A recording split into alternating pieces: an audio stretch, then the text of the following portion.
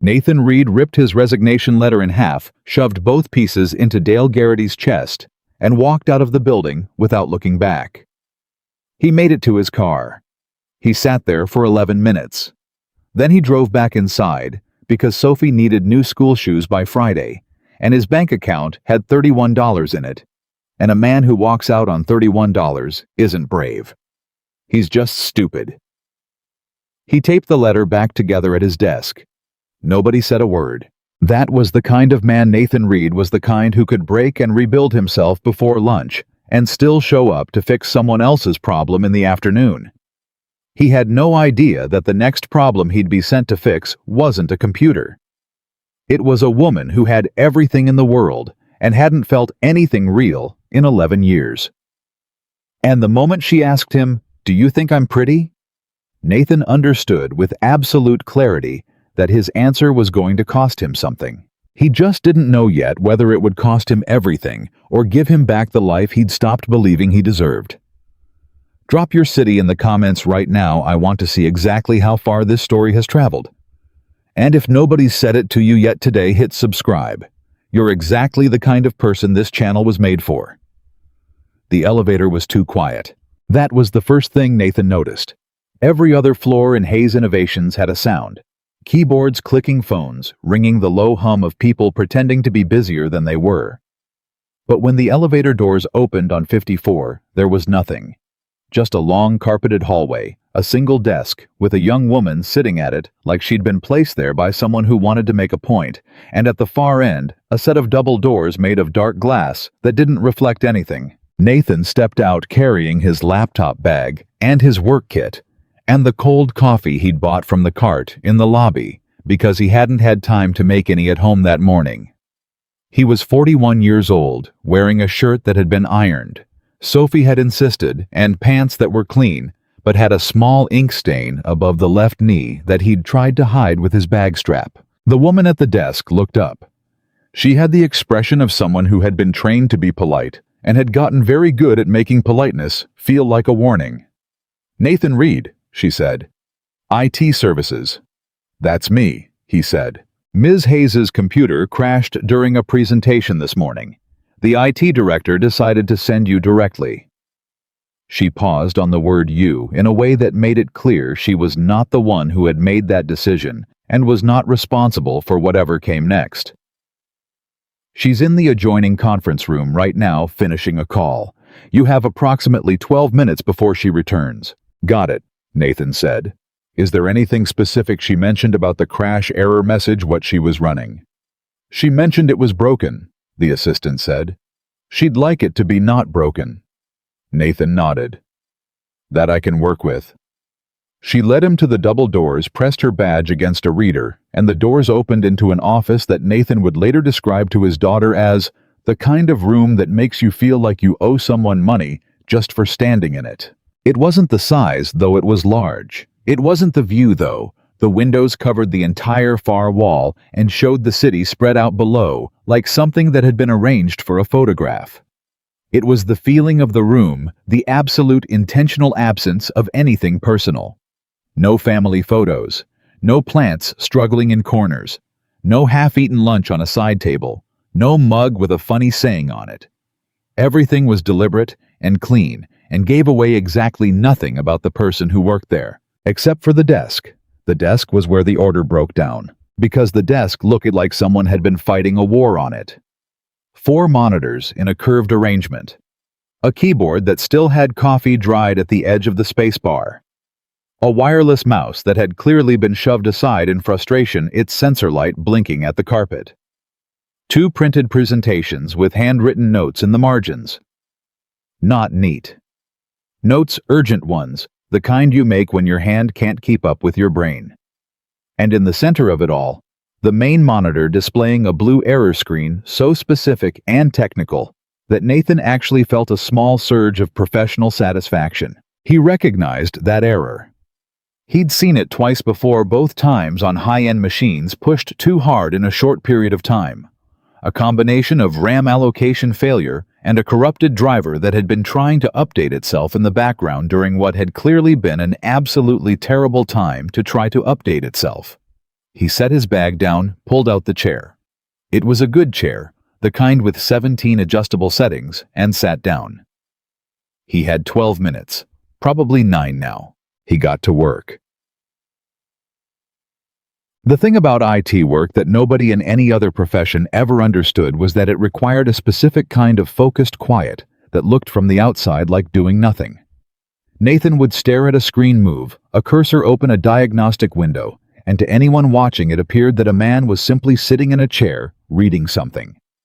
But inside his head, it was completely different. It was tracking 4 things, simultaneously, building a mental map of the problem, ruling out dead ends before even testing them, and holding the solution loosely until he was absolutely sure he had it. Sophie called it his robot face. She'd once stood next to him for an entire 3 minutes while he was working, and then said, "Daddy, are you in there?" And he'd looked up and said, "Always." And she'd said, "How can you tell?" And he still thought about that sometimes. He found the root issue in under 4 minutes. The driver conflict was secondary fixable in moments once he cleared the primary memory error and ran a reboot through the system's recovery partition, rather than attempting a normal restart, which would have just repeated the crash loop. He was already running the fix when he noticed the secondary monitor had come back online and was displaying the desktop. He wasn't trying to look at it.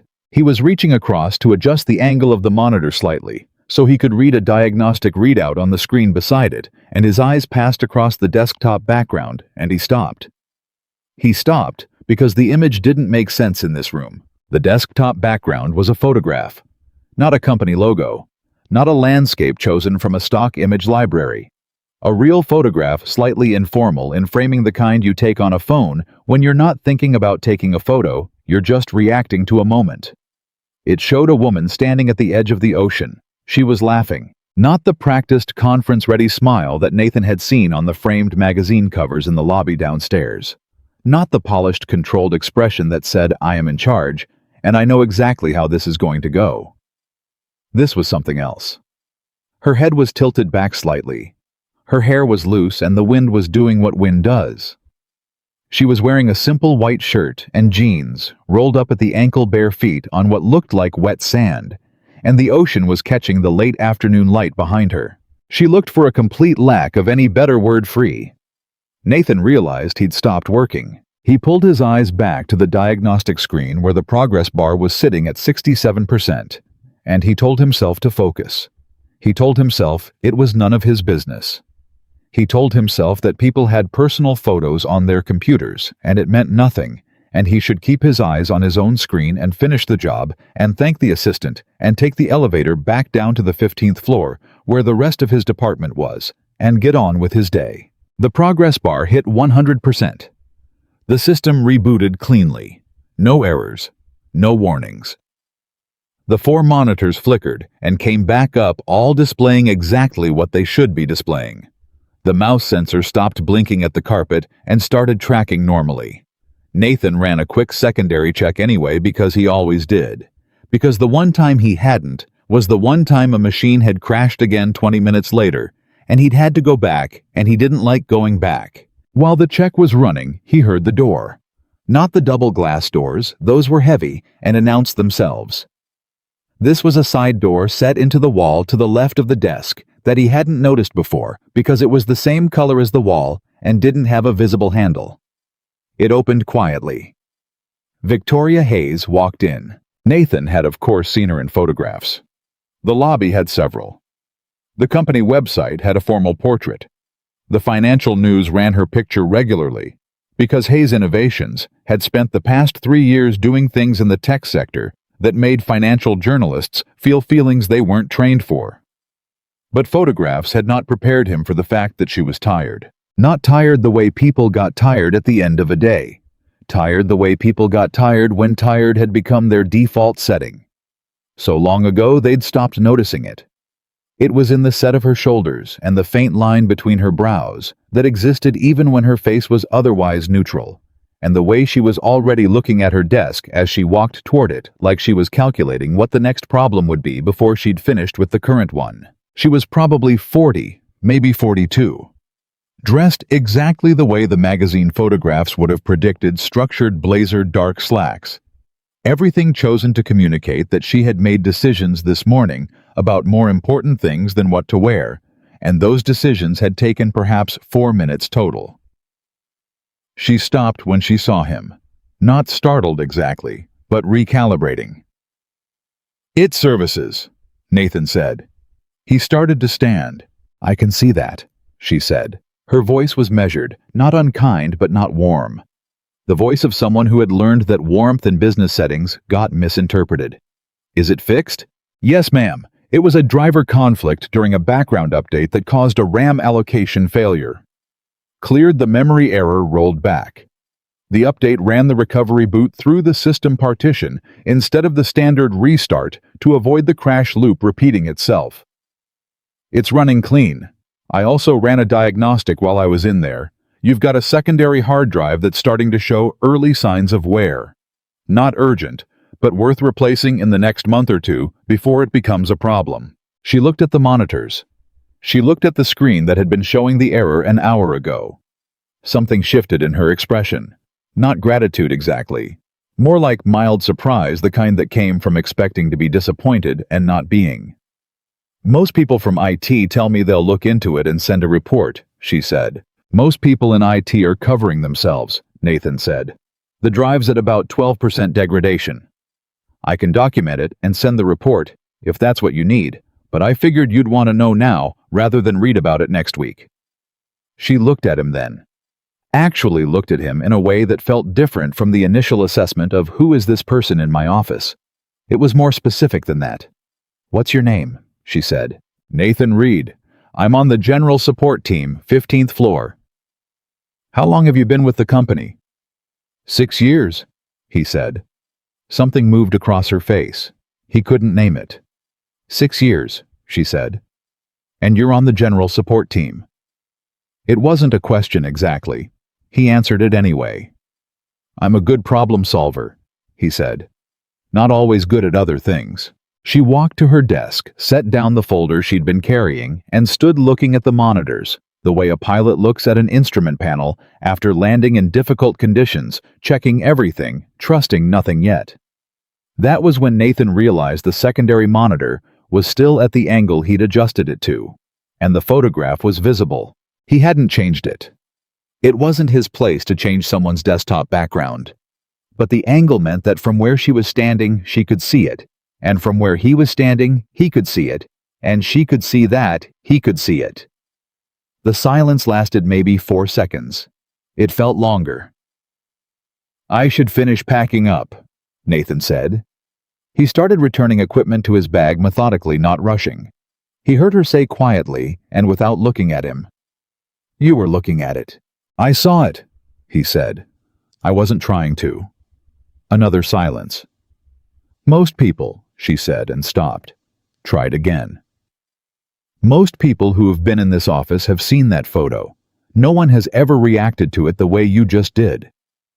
Nathan set his bag on his shoulder. "I didn't react," he said. "You stopped working," she said. "I was watching through the side panel. You ran your diagnostic for..." She glanced at a clock on the wall. "What, 4 minutes?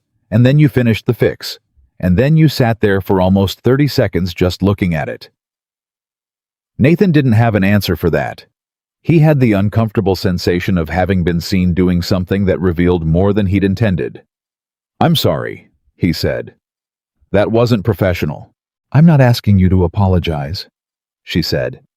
And then so quietly, he almost thought he'd misheard it. "I'm asking you something else." He waited. She turned and looked at him. Not the CEO assessing a situation look, something underneath that. Something that looked like it cost her something to put on her face. "Do you think I'm pretty?" she said. The question was so unexpected that Nathan's brain took a full second to process it as words. Not beautiful. Not attractive. Not the kind of question you might expect from a woman accustomed to having every room adjust itself around her presence. Pretty, the word a person uses when they're not asking for a compliment. When they're asking if you can see something in them that isn't the thing everyone else sees. Nathan had learned over his life that the two most dangerous things a man could do were answer too fast or take too long. Answer too fast, and you weren't telling the truth. You were telling someone what you thought they wanted to hear. Take too long, and you were calculating, and people could feel the calculation. He said, "The woman in that photo is one of the most beautiful people I've ever seen." She went very still. "That photo is not from a magazine," Nathan continued. "That's not a photograph of a CEO. That's a photograph of a woman who was happy. And I don't know when that was taken, and I don't know anything about you except what I've seen in lobby photos and business news. But I know the difference between someone who looks beautiful because someone arranged the lighting correctly and someone who looks beautiful because they forgot for 1 minute to be anything except exactly who they are." He paused. "And the woman in that photo forgot." The room was very quiet. Victoria Hayes looked at him for a long moment. She had the expression of someone who had been handed something they'd stopped expecting anyone to give them and were now uncertain how to hold it. "That's a very honest answer," she said finally. "You asked an honest question," Nathan said. Something almost happened in her expression. Something that was almost a smile, the real kind. And then it pulled back carefully, the way you pull back from an edge. "The drive report," she said, turning back to her monitors. "Please send it to my assistant by end of day." "I will," Nathan said. He picked up his coffee, still cold, still half full, and walked to the double glass doors. "Nathan, read," she said behind him. He turned. She was looking at her screen, not at him. "Thank you," she said. "For the computer." "It's what I'm here for," he said. He didn't think about it on the elevator down. He thought about it on the elevator down. Specifically, he thought about the question, "Do you think I'm pretty?" Not the answer he gave, which he had already started second-guessing in the way he second-guessed every conversation that mattered, but the question itself. The way it had come out. The way a powerful woman who was accustomed to controlling every room she walked into had asked it the way a person asks something when they've been holding it in a long time and it finally just got out. He bought another coffee from the cart in the lobby. The same guy who'd sold him the first one gave him a nod like they were old friends now. Nathan sat down on a bench in the lobby atrium and took out his phone and called Sophie's school to confirm she'd arrived that morning, which he did every day, not because he expected anything to be wrong, but because calling confirmed that everything was right. The school secretary, Mrs. Okafor, answered on the second ring and said, "Sophie Reed, yes, she's here. She told me to tell you she wants spaghetti tonight." And Nathan said, "She always wants spaghetti." And Mrs. Okafor said, "I know she tells me that too." He hung up and sat there for a moment. He thought about Sophie, who was 8 years old and had her mother's eyes and his stubbornness and a specific way of asking questions that got right to the center of whatever she was asking about. No filler, no preamble, just the thing itself. She'd asked him once when she was 6, "Daddy, do you think you're happy?" And he'd started to say, "Of course I am." And she'd said, "No, but really." And he'd sat with that for a while and finally said, "I think I'm okay, and I think okay is pretty good." And she'd considered that and said, "I think you could be better than okay." And he'd said, "Yeah, I think so too, buddy." He thought about that conversation a lot more than he probably should have. He finished the coffee and went back upstairs to the 15th floor. His supervisor, Dale Garrity, who had the personality of a user agreement that nobody reads, intercepted him immediately. "How'd it go up there?" Dale said. He had a specific expression he made when asking about the 54th floor, like he was asking about somewhere exotic and slightly suspicious. "Fixed it," Nathan said. "Driver conflict. I'll document it." "She say anything, Hayes?" "She said thank you," Nathan said. Dale processed this. "Did she seem—" "She seemed fine, Dale." Okay, Dale said, retreating slightly. "We got 3 tickets that came in this morning. Whitmore in accounting says his monitor is flickering." "It's the connection cable," Nathan said. "Second time this year, replace the cable. Don't replace the monitor." Whitmore keeps requesting a monitor replacement because he thinks he wants a bigger monitor. But what he actually wants is to feel like his requests get taken seriously, so tell him you're looking into a monitor upgrade. But in the meantime, let's swap the cable and see if that solves it. It will solve it. Dale stared at him. You haven't even looked at the ticket. Whitmore's been in accounting for 14 years in the same desk. It's always the connection cable. Dale wrote something on his notepad. The other two. Send them to me, Nathan said, and sat down. He pulled up the drive degradation report for Victoria Hayes' system, formatted it properly, checked it twice, and sent it to the assistant's email before noon. He did not expect to hear anything back. He heard back in 20 minutes. Ms. Hayes would like the drive replacement scheduled at her earliest convenience and requests that Nathan Reed be assigned to the task. Please coordinate with IT scheduling. C. Wren, Executive Assistant to V. Hayes. Nathan read the email twice. He looked around the 15th floor at the fluorescent lights and the tangle of network cables that nobody had bothered to manage properly since the office renovation 2 years ago, and the motivational poster above the copier that said, "Teamwork makes the dream work," in a font that had never worked hard a day in its life. And he thought about the 54th floor and the quiet and the woman who had asked him if she was pretty. He wrote back, available Thursday afternoon or any morning next week. Nathan Reed IT Services. The response came back in 11 minutes. Thursday, 2 p.m. Please come directly to the executive floor. C. Wren. Nathan set his phone down. The monitor flickering ticket was still open on his screen. He picked up his tool bag and went to find Whitmore. Thursday came the way weeks do when you have an 8-year-old fast and loud and full of small crises that were actually enormous crises if you were 8. Monday was a lost library book that wasn't lost, but was underneath the bed, which was technically the same location as the bookshelf but wasn't. And Wednesday was a spelling test. Sophie had told him she wasn't worried about, and spent Sunday evening studying for anyway, because she was her father's daughter. And Thursday morning, she made him check her backpack 3 times before the school bus came, because she had a feeling she was forgetting something, and that feeling turned out to be correct, because she'd left her lunch on the kitchen counter, and he had to drive it to the school before 8 a.m. And he didn't make it before 8 a.m., so he had to sign in at the office, and the school secretary said, "Sophie Reed, yes, she told me she was probably going to forget her lunch today." And Nathan said, "How did she know?" And the secretary said, "She said she had a feeling." He got to Hayes Innovations at 1:52 p.m. The lobby security guard recognized him and nodded him through, which was unusual. Normally, there was a sign in a badge, a call upstairs to confirm.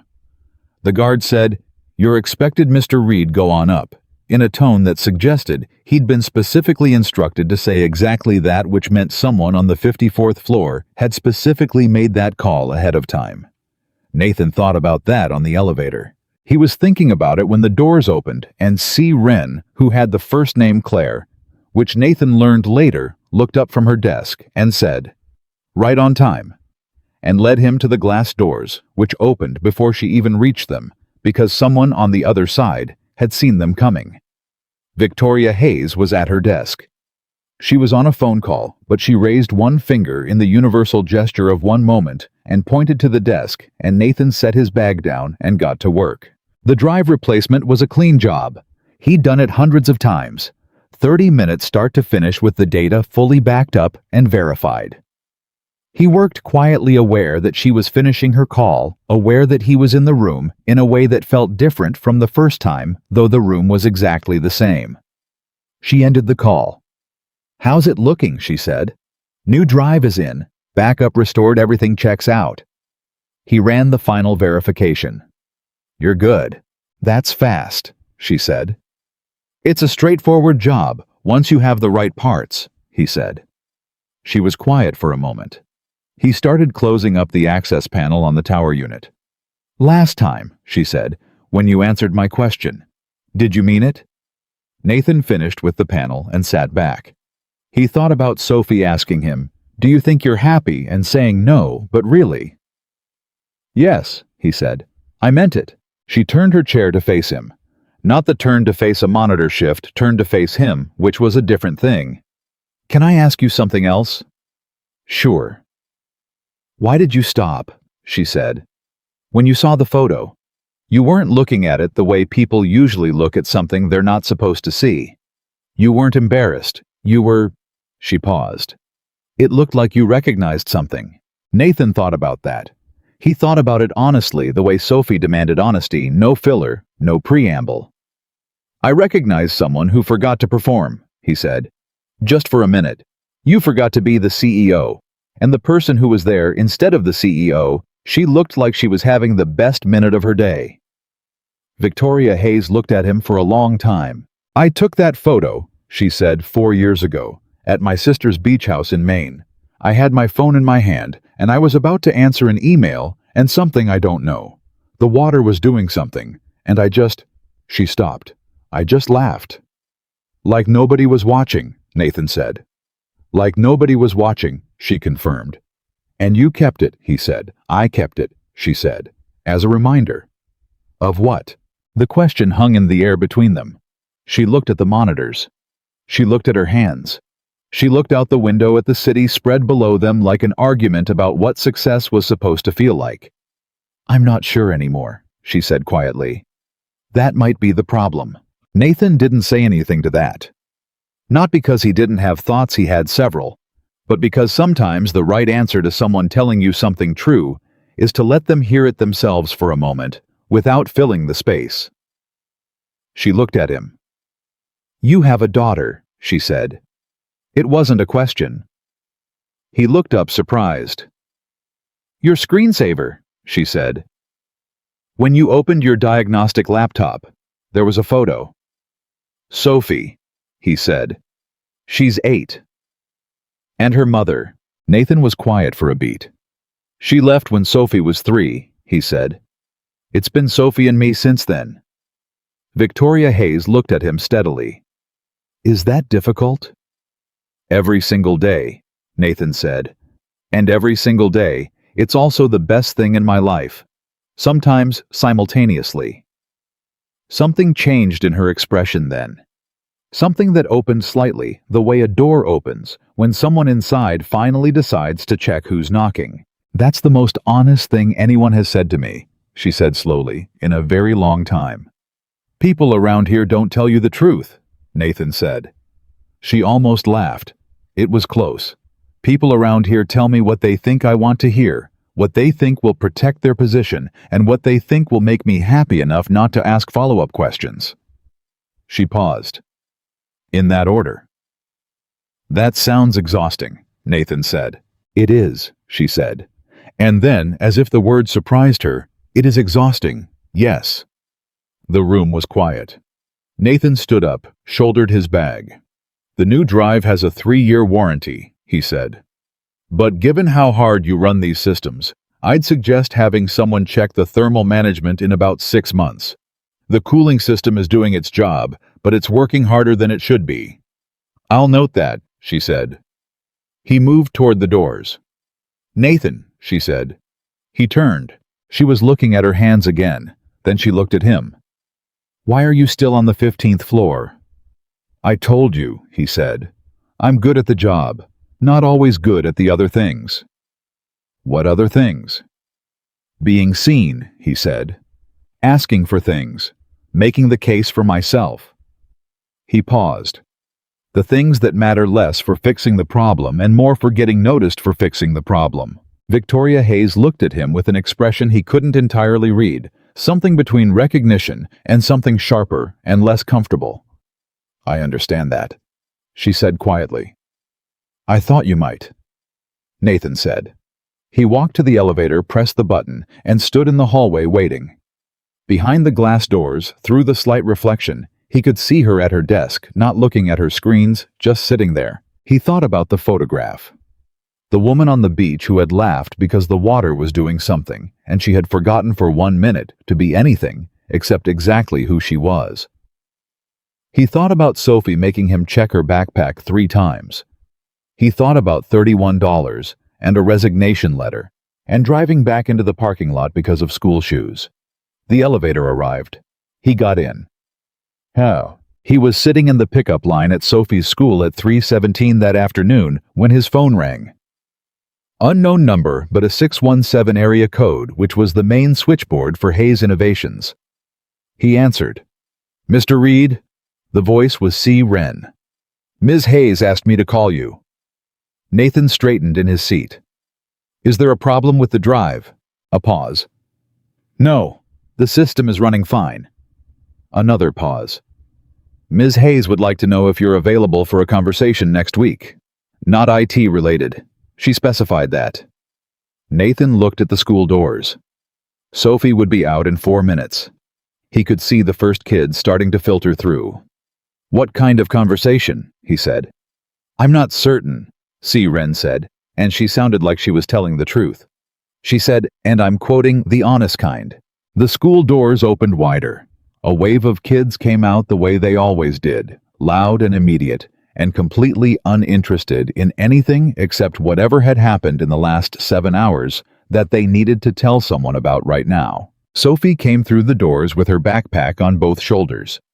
She'd decided recently that wearing it on one shoulder was trying too hard, and she was already scanning the car line with the particular focused look she used when she was trying to find him.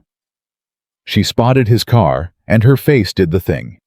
It did the thing Nathan thought about on hard days, the particular way her whole expression shifted into something that was purely, simply glad. She ran to the car and climbed in and said before she'd even closed the door, "Dad, I'm 90% sure I aced the spelling test." "What happened to the other 10%? He said. "Phenomenon," she said. "I always doubt myself on phenomenon." "What did you put?" "The right answer," she said. "I'm just saying I doubted myself while I was doing it." Into the phone Nathan said, "Tell Ms. Hayes yes." Sophie looked at him curiously. He held up one finger one moment the way Victoria Hayes had held up one finger to him 4 days ago in a room 54 floors above the street. "What time next week?" he said. C. Wren said she'd send the details by email. He ended the call and pulled out of the pickup line into traffic. "Who was that?" Sophie said. "Someone from work," he said. "Are you in trouble?" "No," he said. "I think the opposite of trouble, actually."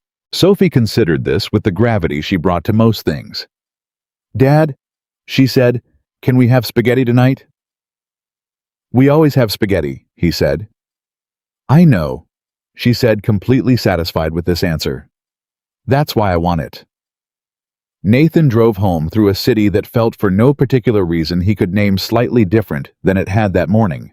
Not bigger or smaller, just more possible somehow.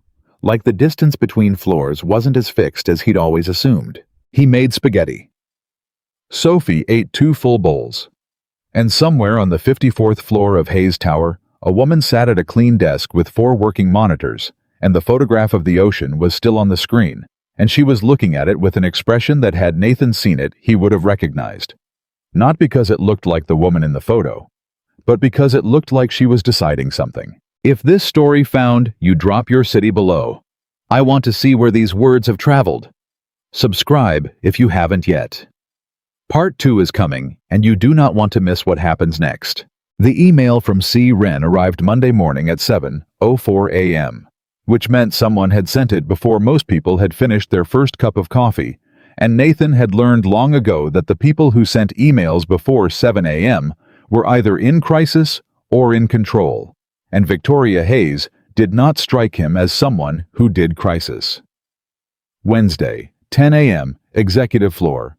Please confirm. Nathan read it twice, sitting at the kitchen table, while Sophie ate cereal across from him and argued with herself about whether phenomenon had 1 or 2 E's in the middle. He typed back, confirmed, N. Reed, and set his phone face down on the table. "Dad," Sophie said without looking up from her bowl. "You're doing the thing."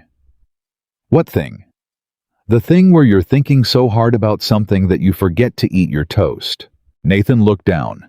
His toast was cold.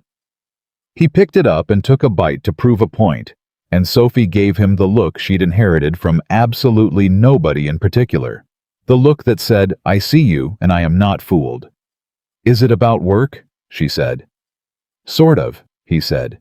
Good sort of, or bad sort of? Nathan chewed his toast. I genuinely don't know yet, he said. Sophie considered this with the seriousness she applied to most things that mattered. Then it's probably good, she said. The bad sort you always know right away. The good sort takes longer to figure out. Nathan looked at his 8-year-old daughter and thought not for the first time that she had figured out more about life in 8 years than he had in 41. When did you get so smart? He said. I've always been this smart, Sophie said. You're just finally paying attention. She finished her cereal, rinsed her bowl without being asked which she did approximately 40% of the time, a percentage Nathan chose to celebrate rather than focus on the remaining 60, and went to find her backpack. He heard her from the kitchen going through it methodically, item by item, the way she always did, even though she'd packed it the night before, because Sophie Reed operated on the principle that a thing worth doing was worth doing twice. He sat at the table alone for a moment. He thought about Wednesday. He thought about a woman on a beach who had laughed because the water was doing something, and how she'd kept the photograph not as a trophy, but as a reminder of something she was afraid she was losing. He thought about the way she'd asked him, "Do you think I'm pretty?" Not the words exactly, but the weight behind them, the specific gravity of a question that had been held in too long and finally just got out. He thought about the fact that she'd called it the honest kind of conversation. In 6 years at Hayes Innovations, Nathan had attended exactly one meeting with anyone above the director level, and that meeting had been because he'd fixed a problem that 3 other technicians hadn't been able to fix, and his supervisor had brought him in specifically to explain what he'd done so they could document the process. He had explained it, answered 4 questions, and left. Nobody had asked his name. Now the CEO wanted to have a conversation. The honest kind. Sophie appeared in the kitchen doorway with her backpack on both shoulders. Bus in 4 minutes, she said. Shoes, Nathan said. She looked at her feet. She was wearing 1 sneaker and 1 sock. I knew I was forgetting something, she said, and disappeared back down the hallway. Nathan ate his cold toast and tried not to think too hard about things he couldn't figure out yet. Tuesday passed the way Tuesdays did, full of small fixable problems that people had convinced themselves were large unfixable ones. A corrupted firmware update on a printer that the marketing department had apparently been suffering through for 3 weeks without submitting a ticket, simply sending increasingly desperate emails to each other about it. A laptop that wouldn't connect to the network because someone had at some point changed the network adapter settings and then forgotten doing so and was now convinced the laptop was broken. A monitor that Whitmore in accounting swore was flickering again, which turned out to be a flickering fluorescent light in the ceiling behind him, creating a reflection, and Nathan changed the angle of the monitor by 11 degrees, and the flickering stopped, and Whitmore stared at it for a long moment and said, "Huh." And Nathan said, "Have a good day, Kevin," and left. He submitted 7 tickets. He documented 3 recurring issues he'd flagged before that hadn't been addressed. He ate lunch at his desk, a sandwich Sophie had insisted on making herself that morning, which contained more mustard than any sandwich arguably needed, but which he ate completely because she'd made it, and that was the only reason anything needed to be good. He did not think about Wednesday. He thought about Wednesday constantly. Dale Garrity stopped by his desk at 4:15. Dale had a specific way of stopping by desks that telegraphed exactly what kind of conversation was coming. If he stopped and stood, it was administrative. If he pulled up a chair, it was something he wanted to manage. And if he leaned against the partition wall, it was gossip, dressed up as concern. He leaned against the partition wall. "Word is you've been up to 54 again," Dale said. "Drive replacement," Nathan said. "You assigned it." Right. Dale picked up a stapler from Nathan's desk, examined it like it was evidence of something, set it down. "People are talking is all." "What people?" People. Marcus in network infrastructure said he heard you were up there for an hour." 40 minutes, Nathan said. The job took 20. I answered some questions about the system. What kind of questions? Nathan looked at him. The IT kind, Dale. Dale nodded slowly in a way that meant he didn't entirely believe this, but couldn't think of a reason to say so. Hayes doesn't usually engage with support staff directly, he said. I noticed that, Nathan said. So it's unusual. Drive replacement on a 54-floor executive machine, Nathan said. I imagine it would be unusual. Dale picked up the stapler again. Nathan gently took it out of his hand and set it on the far side of the desk. Dale looked mildly offended and then decided not to be. Just keep things professional up there, Dale said. Nathan saved his documentation file. I always keep things professional, he said. Is there something specific you're concerned about? A pause. No, Dale said. No, I'm just saying. Okay, Nathan said. I'll see you tomorrow. Dale left. Nathan watched him go and thought about the specific kind of person who managed other people's access to opportunity without ever asking whether they deserved more of it themselves. He finished his documentation and went to pick up Sophie. Wednesday morning, Sophie made him check his shirt for wrinkles before he left, which he hadn't asked her to do and which she apparently felt was necessary. It's a work meeting, he said. With who? She said, examining his collar. Someone important. Then the shirt matters, Sophie said as if this were obvious. She tugged the collar straight. There. Now you look like someone who fixed the problem.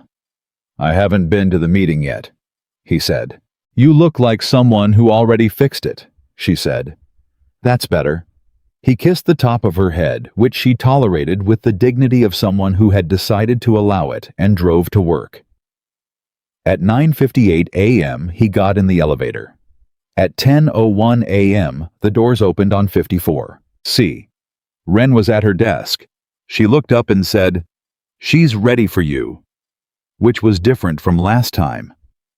Last time there had been an approximation of waiting a professional staging of the meeting. This time, it was immediate. She's ready for you. Like Victoria Hayes had been watching the elevator indicator. The glass doors opened. Victoria Hayes was standing at the windows. Not sitting at her desk, not on a call, not in the middle of something. Standing at the windows looking at the city below, with both hands in her jacket pockets, which Nathan was starting to understand was how she stood when she was thinking about something she hadn't resolved yet. She turned when she heard him come in. You came, she said. You asked, he said. She gestured to the chairs arranged near the windows. Not the desk chairs, not the formal arrangement of a meeting, but two chairs angled slightly toward each other, the way chairs get arranged when someone actually intends for two people to talk. Nathan sat in one. She sat in the other. For a moment, neither of them said anything, and it wasn't uncomfortable exactly. It was the particular silence of two people who are each deciding whether to say the true thing or the easier thing, and both of them were tired of the easier thing. Victoria spoke first. I've been thinking about what you said, she said. About the photograph, about forgetting to perform. Okay, Nathan said. I want to tell you something, she said.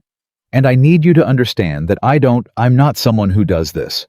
I don't have this kind of conversation with people, especially not with someone I met 4 days ago. Then why are you? Nathan said. She looked at him directly.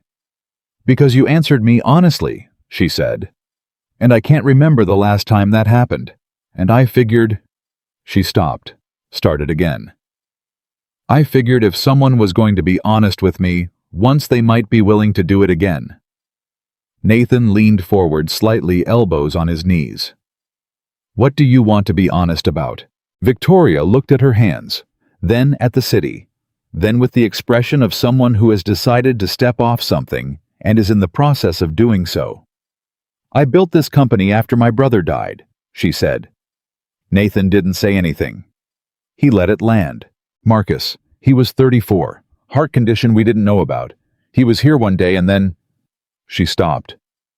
We'd been planning to start the company together. It was his idea as much as mine, and when he was gone I just... I didn't know what else to do with it. So I built it. And I kept building it. And every time I reached a goal he and I had talked about, I set a new one. And I never... Her voice stayed even, but something behind it shifted. I never stopped long enough to ask what it felt like to actually be here. And what does it feel like?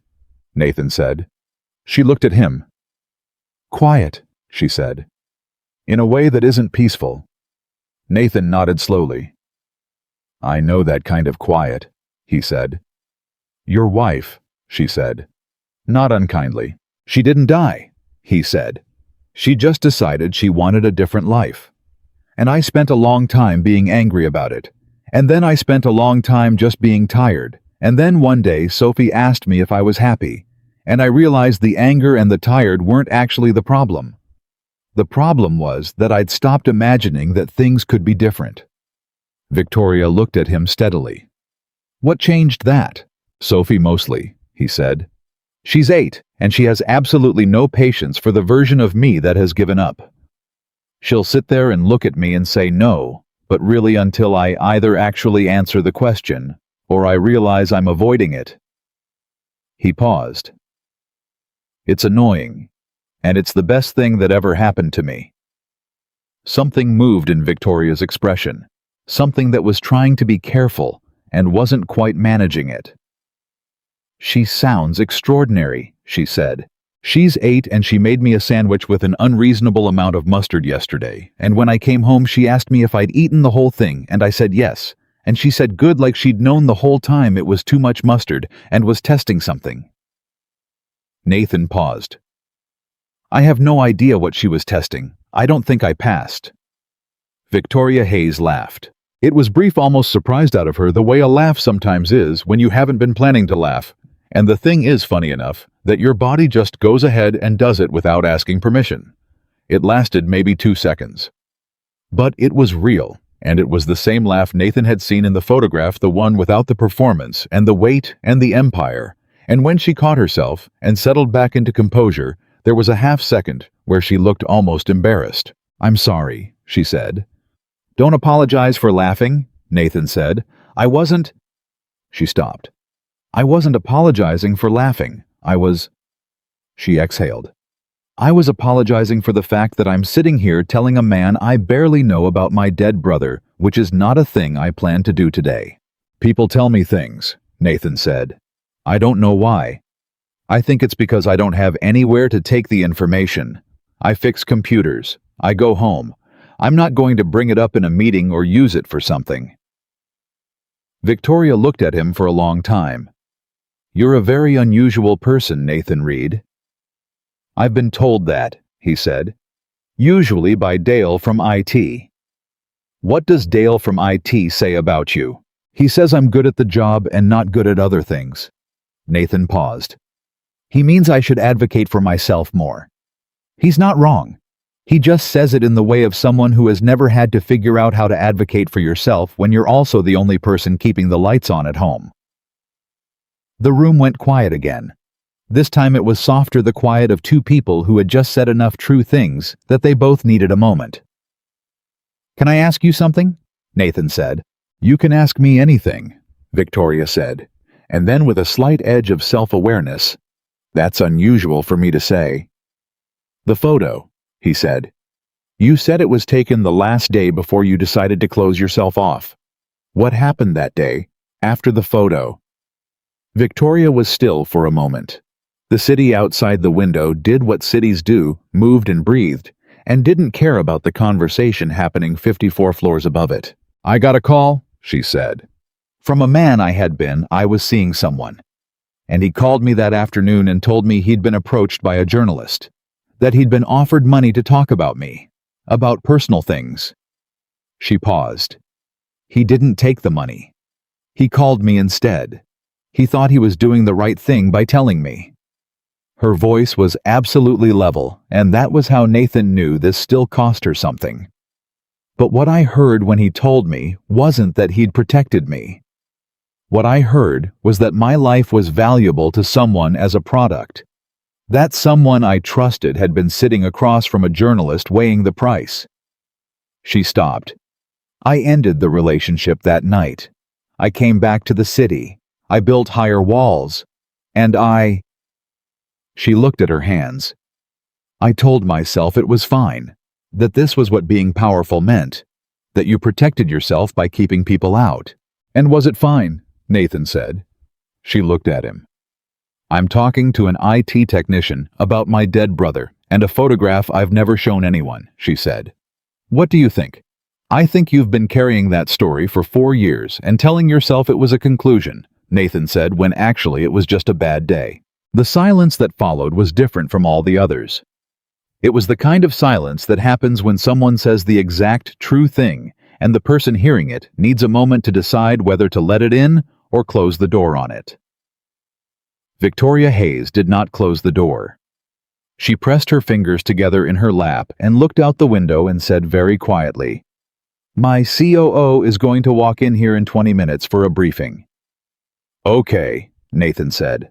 "And I need to be..." She straightened slightly. "I need to be the person he expects to walk in here." "That's fine," Nathan said. "You know where she is now." She looked at him sharply. "What?" "The person in the photograph," he said. "You know she's still there. You just talked to her for 20 minutes. She's not gone. You just put her somewhere safe." Victoria Hayes looked at him for a long moment. "Nathan," she said, "I would like..." She stopped, recalibrated. "I'd like to keep doing this, these conversations. I recognize that's..." She appeared to be choosing words with unusual care. "I recognize that's an irregular thing for me to ask of someone in your position." "You mean because you're the CEO and I fix computers?" Nathan said. "Yes," she said. "That." "I'm not bothered by that if you're not," he said. Something loosened in her expression. "I'm working on not being bothered by it," she said. Nathan stood. He picked up his bag. "Same time next week works for me," he said. "Or you can email C. Wren." "I'll have her email you," Victoria said. He moved toward the doors. Behind him he heard her stand, heard the quiet shift of someone moving back toward the version of themselves the world was expecting. "Nathan," she said. He turned. "Thank you," she said. "For the honest kind." "Any time," he said. Chol. He was back at his desk by 11 a.m., which meant he'd been gone for 58 minutes, which was within the range of a legitimate service call, if anyone was counting, and Nathan knew that Dale Garrity was counting. Sure enough, at 11:17, Dale appeared. "How'd it go?" he said. He was trying to sound casual and not managing it. "System checkup," Nathan said. "Everything looks good up there." "An hour for a checkup," Dale said. "Thorough checkup," Nathan said. Dale sat down in the chair across from Nathan's desk, which meant this was the managing kind of conversation. Nathan saved his file and gave Dale his full attention because he'd learned that Dale processed things faster if he felt he was being heard. "I got a call this morning," Dale said. "From HR." Nathan waited. "They wanted to know your performance history," Dale said. "Your reviews, your current grade level, your tenure." He paused. "They wouldn't tell me why." Nathan kept his expression neutral. "Should I be concerned?" Dale said, and Nathan realized with slight surprise that Dale was genuinely asking, not managing, not posturing, actually asking. Because if someone above Dale was making inquiries about Nathan, it meant something was happening that was outside of Dale's control, and Dale's primary relationship with the world was maintaining control of things within his jurisdiction. "I don't think so," Nathan said honestly. "I think someone's just getting information." "For what purpose?" "I don't know yet," Nathan said. Dale tapped the desk twice with one finger, which was his tell, for "I don't like this, but I can't do anything about it." "You've been here 6 years," he said. "Yes. And you're good. You're very good at the actual job." Dale said this like he was reading a performance review out loud, and wasn't sure how it reflected on him. "I've always said that." "You have," Nathan agreed. "I just want to know." Dale stopped. "I just want to know if I should be doing anything." Nathan looked at him. Dale Garrity was 53 years old and had been managing the IT support team for 9 of those years, and had reached the exact level of his own comfort and stopped there, and was now primarily occupied with maintaining the thing he'd built, rather than building anything further. And Nathan had never once resented him for it, because it was a human thing to do. You found your level. You held it. The problem was, when you made other people hold theirs. No, Nathan said gently. I don't think you need to do anything. Dale nodded, stood up, adjusted his badge on its lanyard for no reason. Okay, he said. Okay, let me know if... I will, Nathan said. Dale left. Nathan turned back to his screen. He pulled up the thermal management documentation for the Hayes Innovation Executive Systems and started drafting a maintenance schedule recommendation, thorough and specific, the kind of document that showed its work. He didn't know what the HR inquiry meant. He didn't know where the conversations with Victoria Hayes were going, or what they were going to cost him, or what they were going to give him. He knew how to do the job in front of him, so he did it. The second conversation happened the following Wednesday, and the Wednesday after that. The third one ran long 65 minutes, and afterward, C. Wren rescheduled 2 of Victoria's afternoon calls, without being asked, which Nathan only knew, because he passed her desk on the way out, and overheard her saying, Ms. Hayes will need to push that to 3:30, in the tone of someone who had made this call before, and would make it again, and had no opinions about it except professional ones. Each conversation was different. Each one went somewhere he hadn't expected. The second Wednesday, Victoria told him about the year she'd spent after Marcus died working 18-hour days, and eating nothing she could remember eating, and winning an industry award she'd found in a box 2 years later, still in its original packaging, because she hadn't opened it. Nathan told her about the night Sophie was 4 and had a fever of 104, and he'd driven to the ER alone at 2 in the morning, with Sophie strapped into her car seat in the back, singing a song she'd made up about a cat slightly delirious, but determined to finish the song, and how he'd sat in the hospital waiting room after the doctor had seen her and given her something for the fever, sat there with Sophie asleep across his lap, and thought, this is everything. This terrifying, exhausting, impossible thing is everything I have, and I would not trade 1 degree of this fever. Victoria had listened to that story without saying anything, and then said quietly, I don't have anything like that. Like what? Nathan said. A thing that is everything, she said. I have the company. I have the work. But that's not the same thing, is it? No, Nathan said. It's not. How do you find it? She said. The thing that's everything. I don't think you find it, Nathan said. I think you have to be still long enough for it to find you. And I think most of us are too busy being afraid of the stillness to let that happen. She looked at him. Are you still afraid of the stillness? Sometimes, he said. But Sophie won't let me stay there. She has this way of walking into whatever I'm brooding about and just existing in it, making noise, needing dinner, asking me to watch something on TV with her. And suddenly the stillness is just Tuesday evening. It's fine. The third Wednesday was when things shifted. They'd been talking for 40 minutes about the company, not the business aspects, but the human ones. The people she'd hired, who she trusted, and the ones she'd trusted, who had disappointed her, and the particular loneliness of being the person at the top of something where everyone needed you to be more certain than you were. And Nathan had been listening with the focused quiet that Sophie called his robot face, not because he wasn't present, but because he was completely present, taking it all in without interrupting it.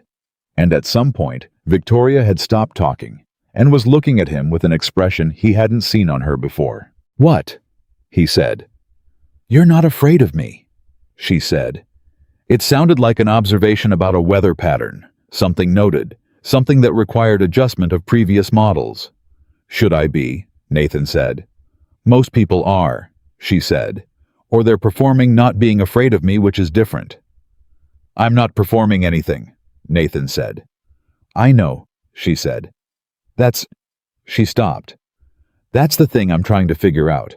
What to do with that? You don't have to do anything with it, Nathan said. It's just who I am. I know, she said again, and something in the way she said it the second time was quieter than the first time. The way a word gets quieter when it stops being information and starts being something else. Nathan felt the shift in the room. He felt it, and he didn't ignore it, and he didn't run toward it. He sat with it, the way he sat with difficult problems, patiently letting it tell him what it was before he decided what to do with it.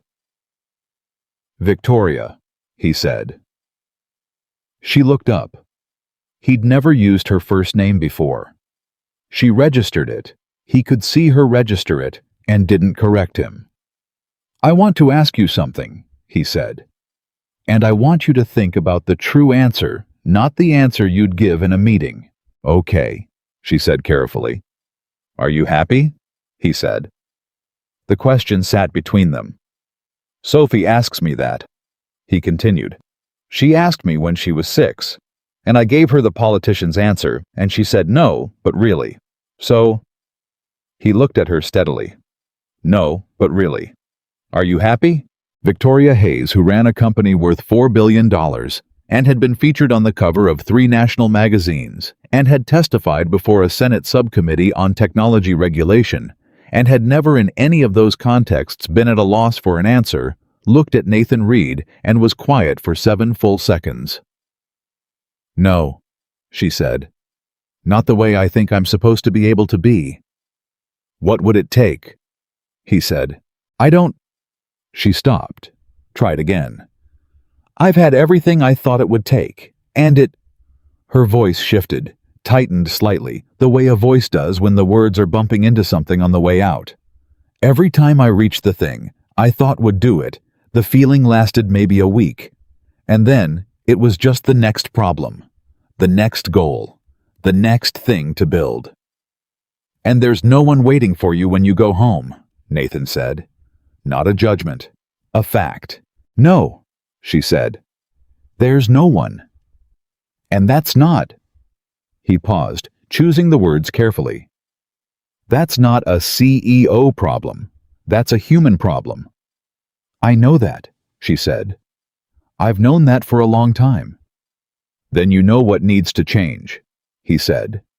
She looked at him with something that was not quite vulnerability, and not quite something else, something that didn't have a clean name. "It's not that simple," she said. "I know," he said. "I didn't say it was simple. I said you know what needs to change." He let that sit for a second. Knowing and doing are 2 different problems. You're good at solving problems, but you have to decide this one is worth solving. The silence that followed was not empty. It was full of something that both of them could feel, and neither of them was ready yet to say out loud. "Nathan," she said finally. "Yeah," he said. "I'd like..." She stopped. Her hands were still on the armrests of the chair, and she pressed them flat there as if steadying herself. "I'd like Sophie to be wrong about you." He blinked. "What do you mean?" "I don't know anything about her," Victoria said. "But from what you've described, she sees things very clearly. And I have a feeling that if she met me..." A brief pause. "I have a feeling she'd see something I'm not sure I'm ready for someone to see." "She'd like you," Nathan said. "That's what I mean," Victoria said quietly. Nathan looked at her for a long moment. She was sitting completely still, which he'd learned was how she sat when something had landed on her that she was still figuring out how to hold. Not closed off, not performing control, just still the way things go, still right before they change. "Next Wednesday," he said, "I could bring her, could bring..." The words surprised him as much as they surprised her. He hadn't planned to say them. They'd just come out the way honest things sometimes did, when the room was right for it. Victoria looked at him. Something moved through her expression. Something complicated and quick. And then underneath it, something quieter. "She'd really come," she said. "To an office building, to meet a stranger." She once spent 40 minutes convincing a neighbor's dog that it didn't actually want to bark at the mail carrier, Nathan said. "She is constitutionally incapable of not engaging with things that interest her, and she'd find you interesting." "Why?" "Because you're someone who built something big," Nathan said. "And Sophie is obsessed with people who build things. She wants to be an engineer, or a pilot, or last week a marine biologist, but I think that might have been the documentary. Victoria almost smiled again. He could see it at the corner of her mouth, held back by some remaining instinct toward professionalism, and he let it stay where it was. "Wednesday," she said. "Wednesday," he said. He stood, picked up his bag. "She's going to ask you things." "Like what?" Victoria said. "I genuinely cannot predict," Nathan said. "That's the only warning I can give you." He walked to the glass doors. "Nathan," she said behind him. One more time, the way she always said it, not to stop him, but to make sure he'd hear what came next. "Thank you." "You keep thanking me," he said without turning around. "You keep doing things worth thanking," she said. He got in the elevator. He stood in it on the way down and felt the particular feeling of a thing moving towards something, not knowing what, not knowing how, just the unmistakable forward motion of a story that had decided where it was going, even if the people inside it hadn't caught up yet. The lobby was busy. The coffee cart was there. The same man sold him a coffee with the nod of old friends. Nathan stood in the lobby atrium and called Sophie's school. Mrs. Okafor answered on the second ring. "Sophie Reed," she said before he asked. "She's here. She told me to tell you she changed her mind about marine biology." "Back to engineering," Nathan said. "She said, and I'm writing this down because I want to remember it, buildings are more dependable than fish." Nathan laughed, a real one, brief and surprised the way a laugh sometimes is when it comes out before you can decide whether it's appropriate. "Tell her I'll see her at 3, he said. "She knows," Mrs. Okafor said. "She also told me you'd call right around now." He hung up. He looked up at the building around him, 54 floors of glass and intention, and a woman somewhere up there sitting in a chair with her hands flat on the armrests, deciding whether to let something in. He drank his coffee. "Buildings are more dependable than fish," Sophie had said. "Maybe. But sometimes the things that moved were more interesting than the things that stayed put." He threw away his cup and went back to work. Sophie wore her best jacket. Nathan hadn't asked her to. He'd mentioned casually on Tuesday evening while she was doing homework at the kitchen table that he had a work meeting Wednesday morning and that she had a half day from school, and he was thinking of bringing her along. He'd described it as low-key. He'd used the word simple twice. He'd said it was just someone he'd been talking to at work, no big deal, she could bring a book if she wanted. Sophie had looked up from her homework and said, "Is this the important person?" "What important person?" Nathan said. "The one you've been thinking about," Sophie said. "Every Wednesday you come home different. Not bad different, just different. Like you figured something out, but you're not sure yet what it means." Nathan had stood at the kitchen counter for a moment, with his hand on the coffee maker, and thought about the fact that his daughter was 8 years old and operated like a human polygraph test. "Yes," he said. "That person." "Okay," Sophie said, and went back to her homework. Wednesday morning, she came downstairs in her best jacket. Dark green, slightly too big because he'd bought it a size up, so she'd grow into it with the collar turned up the way she liked.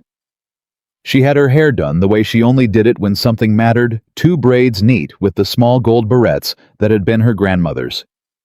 Nathan looked at her. "You look great," he said. "I know," Sophie said. "Can we go? I don't want to be late. It's rude to be late when someone important is expecting you." "She's not. I didn't say she was important," Nathan said. Sophie picked up her backpack. "You've been thinking about her for 3 Wednesdays, Dad," she said. "She's important." He didn't argue. He couldn't. In the car, Sophie asked 3 questions in the following order. What did the company make? Was the building tall? And did the important person have any pets? Nathan answered technology, software, and systems. Yes, very tall, and he didn't know about pets. Sophie processed this and said she would ask about the pets herself, and Nathan said that was probably fine, and then immediately wondered if it was. The lobby security guard recognized Nathan now, waved them both through without a call upstairs, which meant someone had left instructions. Sophie walked through the lobby, looking up at the atrium ceiling with the expression she got in museums, not overwhelmed, just collecting, filing things away. "This is a lot of building," she said. "Yeah," Nathan said. "Do you think the people who work here remember that it's a lot of building?" she said. "Or do they just get used to it?" "I think they get used to it," Nathan said. "That seems like a waste," Sophie said. The elevator opened on 54. C. Wren looked up, and her eyes went immediately to Sophie. And something happened in her expression that wasn't her professional face. Something warmer and slightly surprised the way adults look at children who are clearly not quite what they expected. "Good morning," C. Wren said. "Good morning," Sophie said. "Is your name Claire?" "My dad said C. Wren and I thought about it, and I think that's Claire Wren." C. Wren blinked. "It is," she said. "That's a good name," Sophie said. "It sounds like a bird, but in a professional way." C. Wren looked at Nathan. Nathan made a small gesture that said, "I warned you," without using any words. C. Wren pressed her badge to the reader, and the glass doors opened. Victoria Hayes was not at her desk. She was standing near the windows again, but differently from how she usually stood. She'd turned to face the room before they came in, which meant she'd been watching for them, which meant she'd been waiting, which was something Nathan had never seen her do for a meeting. She was wearing a dark blazer, and her hair was down, which was different from the previous Wednesdays, and Nathan noticed this and noted it and said nothing. Sophie walked in, looked around the room once with her collector's eyes, and then looked directly at Victoria Hayes. "You're her?" Sophie said. "I am," Victoria said. "And you must be Sophie." "I am," Sophie said. "My dad talks about you." "Sophie," Nathan said. "He doesn't say your name," Sophie clarified without looking at him. "But he thinks about you. You can tell when he's thinking about someone because he goes quiet in a specific way. His regular quiet is different." She tilted her head slightly. "Do you have any pets?" Victoria stared at her for 1 second. Then she said carefully, "No. I travel too much." "That's a reasonable reason," Sophie said seriously. "I want a dog, but we're in an apartment, so I understand about constraints." She paused. "My dad says you have a really good computer." "Your dad fixed my really good computer," Victoria said. Something was happening at the corner of her mouth. "He's good at that," Sophie said. "He fixes things. He's good at seeing what's wrong and figuring out the actual problem instead of just the surface problem." She looked at Nathan. "That's what he does, right? He tells me that's what he does." "More or less," Nathan said. Sophie turned back to Victoria with the focused attention of someone who had come here for a specific purpose and was getting to it. "He said you were important," she said, "and that I'd find you interesting. Was he right?" Victoria Hayes, who had in the past decade negotiated with venture capitalists and testified before Congress, and fired a CFO in a room full of lawyers, looked at an 8-year-old girl in a green jacket and said with complete sincerity, "I don't know yet. I think that depends on you." Sophie smiled. It was her real smile, the one that went all the way up, the one Nathan lived for. "That's a good answer," she said. "Most adults just say yes." They sat Sophie in one of the chairs, Nathan in his usual one, Victoria in hers. And for the next 40 minutes, Sophie Reed conducted what could only be described as the most effective interview Nathan had ever witnessed, conducted by someone who didn't know she was conducting an interview and wouldn't have called it that. She asked Victoria what she'd built first. Victoria said a small software tool for inventory management that she and her brother had coded in a garage over one summer. Sophie asked if the garage was hot. Victoria said extremely. Sophie said she and Nathan had once tried to build a bookshelf in their apartment hallway in August, and it had been too hot to finish, so they'd left it half-built for 2 weeks, and her dad had kept walking into it. Nathan confirmed this was accurate. Victoria laughed, not the almost laugh, not the held-back one, a real one, at a story about a man walking into a half-built bookshelf in August. Sophie asked why she had kept going after her brother died. Victoria was quiet for a moment and then said simply, because stopping felt like forgetting him. Sophie nodded slowly the way she nodded when something confirmed something she'd already thought. "That makes sense," she said. "When my goldfish died, I kept his bowl for a whole year because putting it away felt like it didn't matter that he'd been there." She paused. "His name was Gerald." "That's a good name for a goldfish," Victoria said. "I thought so too," Sophie said. "Dad thought it was funny, but he let me keep it." "Some names just fit," Victoria said, and she was looking at Sophie with an expression Nathan had never seen on her before. Something open and unguarded, like the photograph, like the woman on the beach who had forgotten to be anything except exactly who she was. When they left, Sophie was quiet in the elevator. She stayed quiet through the lobby, through the revolving doors, all the way to the car. Nathan waited. He knew her silences. When she'd buckled her seatbelt, she said, "She's lonely." "I know," Nathan said. "She's really lonely," Sophie said. "Not the kind where you don't have people around. The kind where you have people around and it doesn't help." She looked out the window. "That's the harder kind." "Yeah," Nathan said. "It is." "Are you going to fix it?" Sophie said. Nathan pulled out of the parking space. "I don't think loneliness is like a computer," he said.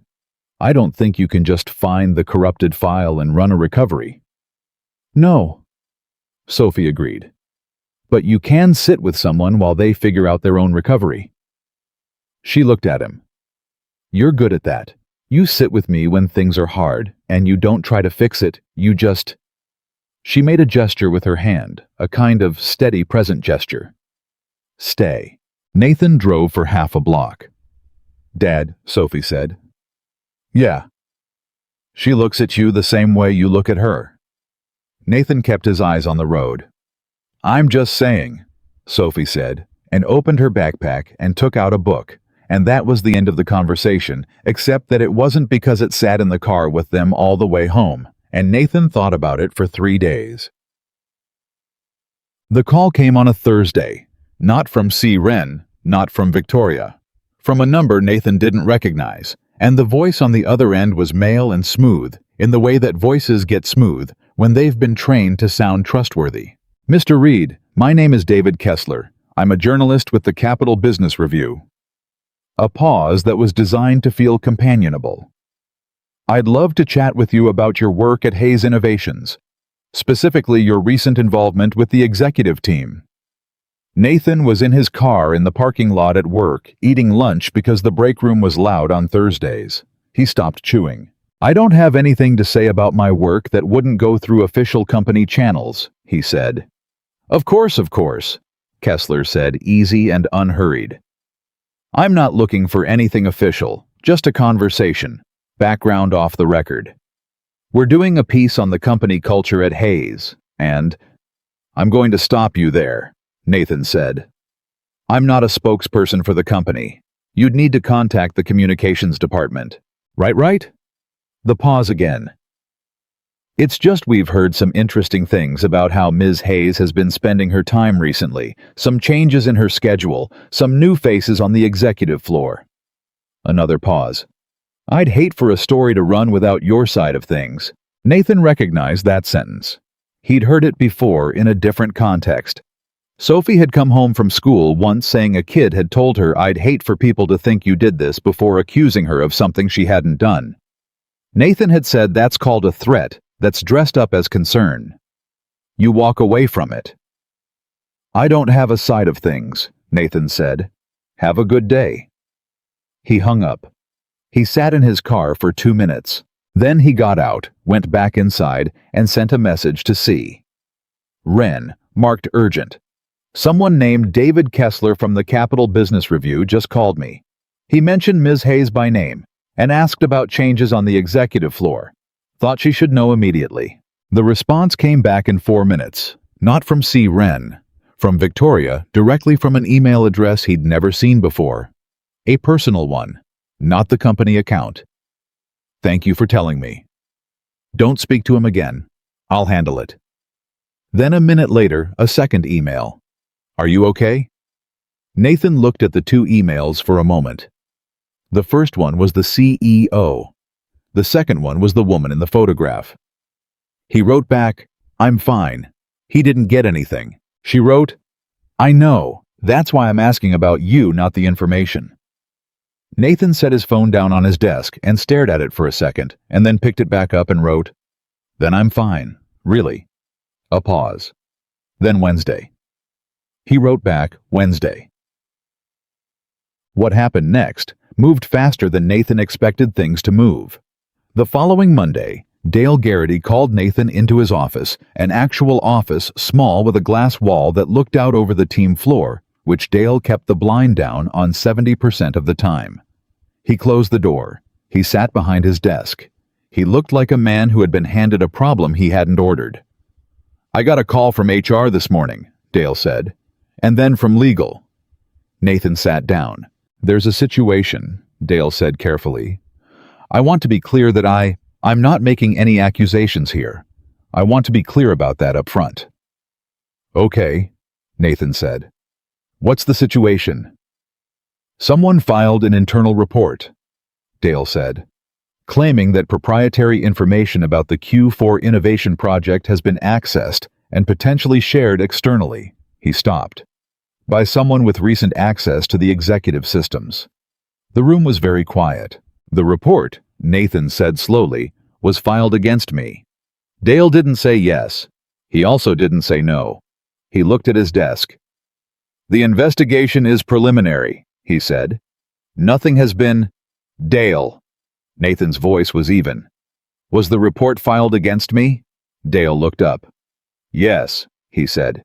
Nathan breathed in slowly through his nose. He thought about David Kessler and his smooth, trained voice.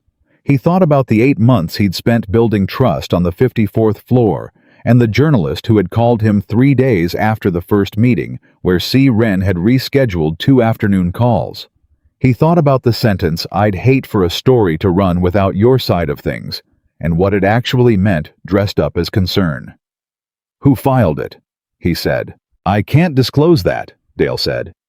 "Was it someone on the executive team?" Nathan said. Dale said nothing. "I didn't access anything I wasn't authorized to access," Nathan said. "Every system I touched had a service ticket logged before I opened it. Every diagnostic I ran is documented. I didn't share anything with anyone." "I believe you," Dale said, and Nathan heard something in it that surprised him. Dale sounded like he actually meant it. "I want you to know I said that to HR. I've been very clear about your record here." "Thank you," Nathan said. "But until the investigation concludes—" Dale stopped, picked up his stapler, set it down. "HER is asking you to limit your involvement with the executive floor. No service calls above 30. Nathan looked at him. "They're removing my access." "Temporarily," Dale said. "Pending investigation." Nathan sat with that for a moment. The particular feeling of a thing being taken away. Not the job, not yet, but the floor. The conversations. The Wednesdays. The woman who sent emails from a personal account, asking, "Are you okay?" "Okay," he said quietly. "Nathan, it's okay, Dale," he said. "I understand the process." He stood and walked out of the office and sat at his desk, and for a long time he stared at his screen without seeing it. He thought about what he knew. Someone on the executive floor had filed a report. The report was timed not randomly, but specifically after enough meetings had happened that there was a pattern to point to. Someone had seen the pattern and decided to use it. Someone who had something to lose from Nathan being there. Someone who had watched a man from the 15th floor walk in and out of the CEO's office for 6 Wednesdays and had done the math. He thought about the Kessler call. He thought about the fact that the journalist had information about changes on the executive floor before the internal report had even been filed, which meant whoever had filed the report had also been talking to someone external, which meant this wasn't about protecting the company's information. It was about protecting someone's position. He opened his documentation folder. Every ticket, every service log, every diagnostic report with timestamps. 6 years of clean, thorough, unimpeachable paperwork, because Nathan Reed had learned long ago that the best protection an invisible man had was a perfect record. He started compiling. He didn't tell Victoria. He thought about it. He wrote an email twice and deleted it twice. The first draft said, "I want you to know what's happening before you hear it another way." The second draft said, "Someone is using our conversations against me, and I think you should know who." He deleted both of them because they sounded like a man asking to be saved, and Nathan Reed had never in his life asked to be saved, and he wasn't going to start now. He told Sophie instead. Not everything, not the investigation, not the report, not the specifics. He told her that something complicated had happened at work, and he was figuring out what to do about it. Sophie was at the kitchen table doing a worksheet on fractions. She didn't look up. "Is it the important person?" she said. "It's related to her," he said. "But it's not her fault." "Is someone being unfair to you?" "Yes," he said. "I think so." Sophie put down her pencil. She turned and looked at him with the full beam attention she deployed when something mattered. "Are you going to fight it or walk away from it?" she said. "I don't know yet," he said. "What would you tell me to do?" she said. Nathan looked at his daughter. The braids, the green jacket hanging on the back of her chair, the worksheet with a row of fractions she'd been working through one by one, methodically not skipping the hard ones. "I'd tell you to document everything," he said, "and tell the truth, and not let someone else's bad behavior make you into a person you're not." "Okay," Sophie said. "So to that." She picked up her pencil and went back to her fractions. Nathan sat down across from her and opened his laptop and went back to compiling. He'd been at it for 40 minutes when his phone lit up. Personal email. Victoria's address. "I heard. I'm sorry. I should have anticipated this. Don't do anything yet. Please trust me." He read it 3 times. He wrote back, "I trust you. But I'm not doing nothing. I'm building the case." She wrote, "Good. So am I." Then a minute later, Nathan. "This is not your fault." He looked at Sophie across the table, brow furrowed at a fraction that wasn't resolving the way she'd expected. He wrote back, "I know. But I'm the one sitting with the consequences while someone else caused them. That's not new territory for me. I know how to be here." A longer pause this time. "Then I know you do. That's what I'm most sorry about." Nathan set his phone face down on the table. Sophie looked up. "Dad," she said. "Yeah." 7/8 minus 3/8, she said. 4/8 or 1/2? "Both," he said. "They're the same thing." Sophie looked at her worksheet. "Oh," she said. "That's actually easier than I thought." She wrote the answer down with the satisfaction of someone who had expected a harder fight. "I like it when the answer is simpler than the problem looked." "Me too, buddy," Nathan said. He picked his phone back up. He thought about a woman on a beach laughing, her head tilted back the ocean behind her catching late afternoon light. He thought about walls built high enough to keep everything out, including the thing you most needed to let in. He thought about the specific loneliness of being the most powerful person in a room where nobody told you the truth. And he thought about the particular kind of person who, when they finally found someone telling them the truth, someone they hadn't planned for and couldn't control, and didn't know what to do with someone who just stayed. The way Sophie had described, just stayed. He thought about what it cost that person to write, "I trust you," from a personal email account at 11:30 on a Monday night. He thought about all of that, and then he opened the documentation folder and kept building the case, one clean, thorough time-stamped record at a time. Because that was what he knew how to do, and because somewhere on the 54th floor, someone was finally fighting for him, and he was going to make sure they had something to fight with. The investigation lasted 9 days. 9 days during which Nathan showed up to work at the same time he always did, sat at the same desk, worked the same tickets, ate lunch in his car because the break room felt like a place where people were waiting to see which version of this story turned out to be true. 9 days during which Dale Garrity stopped by his desk every morning with the expression of a man who wanted to say something and kept deciding not to. 9 days during which Nathan's access badge still worked on every floor except the one that mattered. He didn't reach out to Victoria. She'd said, "Don't do anything yet," and he understood what she meant. Not, Don't defend yourself, but don't move before you know where the ground is. So he built his documentation, and he waited, and he took Sophie to school every morning, and picked her up every afternoon, and made dinner, and helped with homework, and did not in any of those hours let himself think too hard about what he stood to lose if this went the wrong way. Sophie, for her part, did not ask about it after Monday night. She seemed to understand with the particular animal intelligence she had about people that he was carrying something, and that the best thing she could do was not add to the weight. She made him coffee on Thursday morning without being asked, which she'd never done before. And when he looked at her, she shrugged and said, "You looked like you needed it," and went back to getting ready for school. And Nathan stood in the kitchen holding the cup, and thought that his daughter had more grace in her 8-year-old body than most people accumulated in a lifetime. The call came on a Wednesday. Not from C. Wren. Not from Victoria. From legal. A woman named Patricia Osei, whose voice had the particular quality of someone who dealt in facts and found most human drama to be an inefficient use of time, told him that the internal investigation had concluded that the report filed against him had been found to be unsubstantiated, that his access would be fully restored, and that he would receive formal written documentation of the outcome by end of business. "Can you tell me who filed the report?" Nathan said. A pause. "That's not something I'm able to disclose," she said. "Can you tell me if the person who filed it is still with the company?" he said. Another pause, slightly longer. "I can tell you the matter has been fully resolved," she said. Which was, Nathan understood its own answer. He thanked her and hung up and sat in his car. He'd taken the call in the parking lot, needing air, and looked at the building in front of him, and felt something that wasn't quite relief, and wasn't quite anger, and was mostly just the particular exhaustion of having been accused of something you didn't do, and having had to prove it with your own hands. His phone buzzed. Victoria's personal email. "It's done.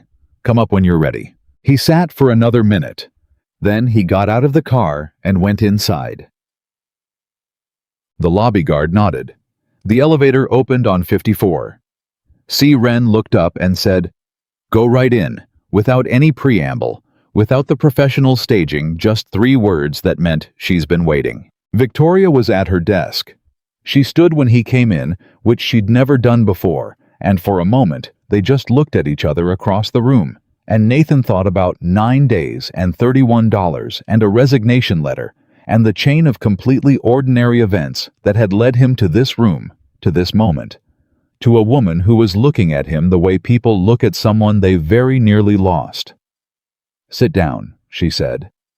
"I'm okay standing," he said. "Nathan," she said. He sat down. She came around the desk and sat in her own chair, the one across from his, the arrangement he'd come to think of as theirs. She had the expression of someone who had things to say in a specific order and needed to say them that way. "I need to tell you what happened," she said. "All of it. Because you were in the middle of it and you had the smallest amount of information and the largest amount of consequence, and that's not okay." "Tell me," he said. "The report was filed by Richard Carver," she said, "my COO." Nathan didn't say anything.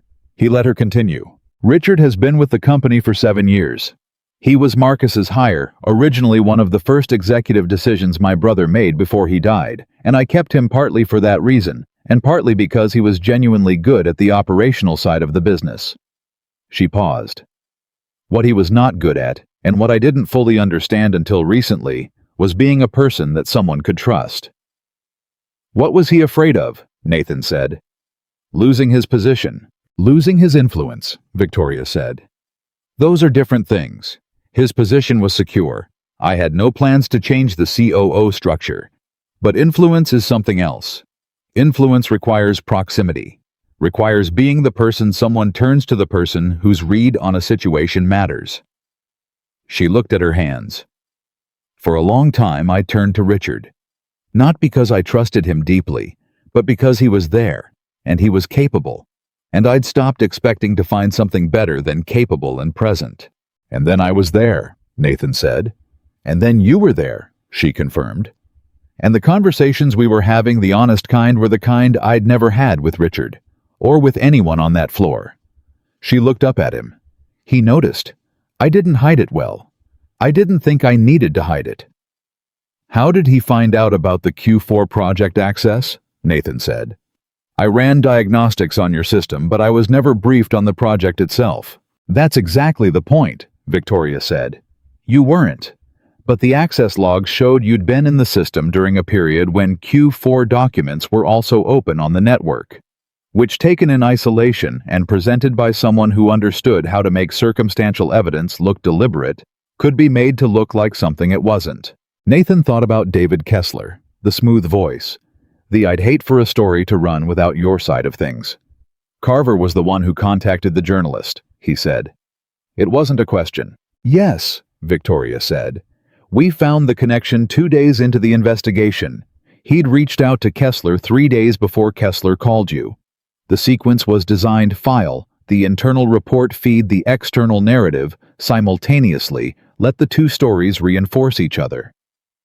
She paused. He wanted it to look like you'd been using our relationship to gather and sell information. He wanted me to believe it. He thought I would. Why didn't you? Nathan said. She looked at him steadily. Because I know what it looks like when someone is performing something, she said. I've watched people perform honesty my entire professional life. I know every version of that performance. And you. She stopped. You never performed anything. Not once. Not in this room. Not in any of our conversations. Not when you called Kessler out and reported it to me immediately, when someone performing guilt would have said nothing and hoped it went away. I thought about saying nothing, Nathan said honestly. I know, she said. That's different from doing it. The room was quiet for a moment. Through the windows, the city moved indifferent as always. Where's Carver now? Nathan said. Gone, Victoria said. He resigned this morning. I gave him the option because a termination at this level creates noise that benefits no one, and the documentation I have on his communication with Kessler is sufficient to ensure he understands the boundaries of what he can say publicly. Her voice was completely level, and Nathan heard in it the other version of her, the CEO version, the one who understood leverage and consequence and how to end a thing cleanly. His exit package is conditional on a non-disclosure agreement and a clause that specifically prohibits him from speaking to Capital Business Review or any affiliated outlet. You protected yourself, Nathan said. I protected the company, she said. Then after a beat, and I protected you. The documentation of the investigation outcome is clean. Your record shows nothing but the closed report and the finding of no wrongdoing. Anyone who pulls your file will see a 6-year record of exemplary performance and an accusation that was fully disproven. Nathan exhaled slowly. Nathan, Victoria said, I want to ask you something. Okay. Why didn't you contact me? She said. During the 9 days, you had my email. You knew I was working on it. But you didn't reach out. He thought about how to answer that. He thought about the 2 emails he'd written and deleted. He thought about Sophie asking, Are you going to fight it or walk away? And him saying, I don't know yet, and her saying, What would you tell me to do? Because I didn't want you to fix it for me, he said. I wanted to fix it myself. Or at least I wanted to contribute to fixing it, not just be the person who got rescued. She looked at him for a long time. That's a very particular kind of pride, she said. I know, he said. Sophie has it too. She hates when I help her with homework before she's genuinely tried herself. Is that a problem? Victoria said. Only when she's too proud to ask for help when she actually needs it, he said. He looked at her, which is a thing I also struggle with.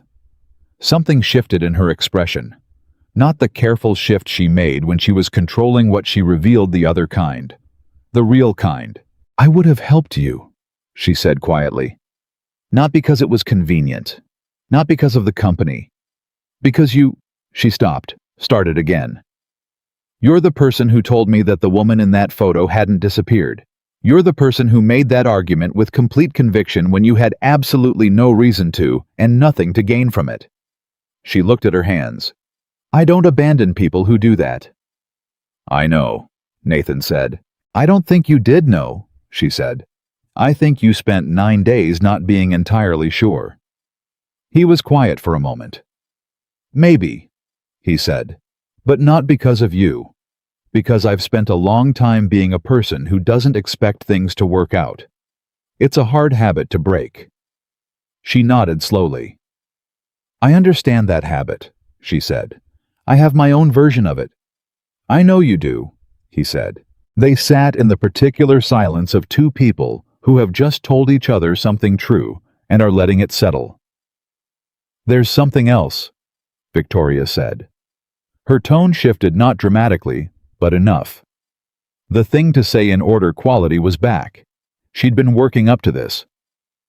The Q4 Innovation Project, she said. The one that was at the center of all of this.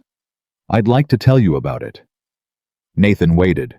It's a systems architecture initiative, she said.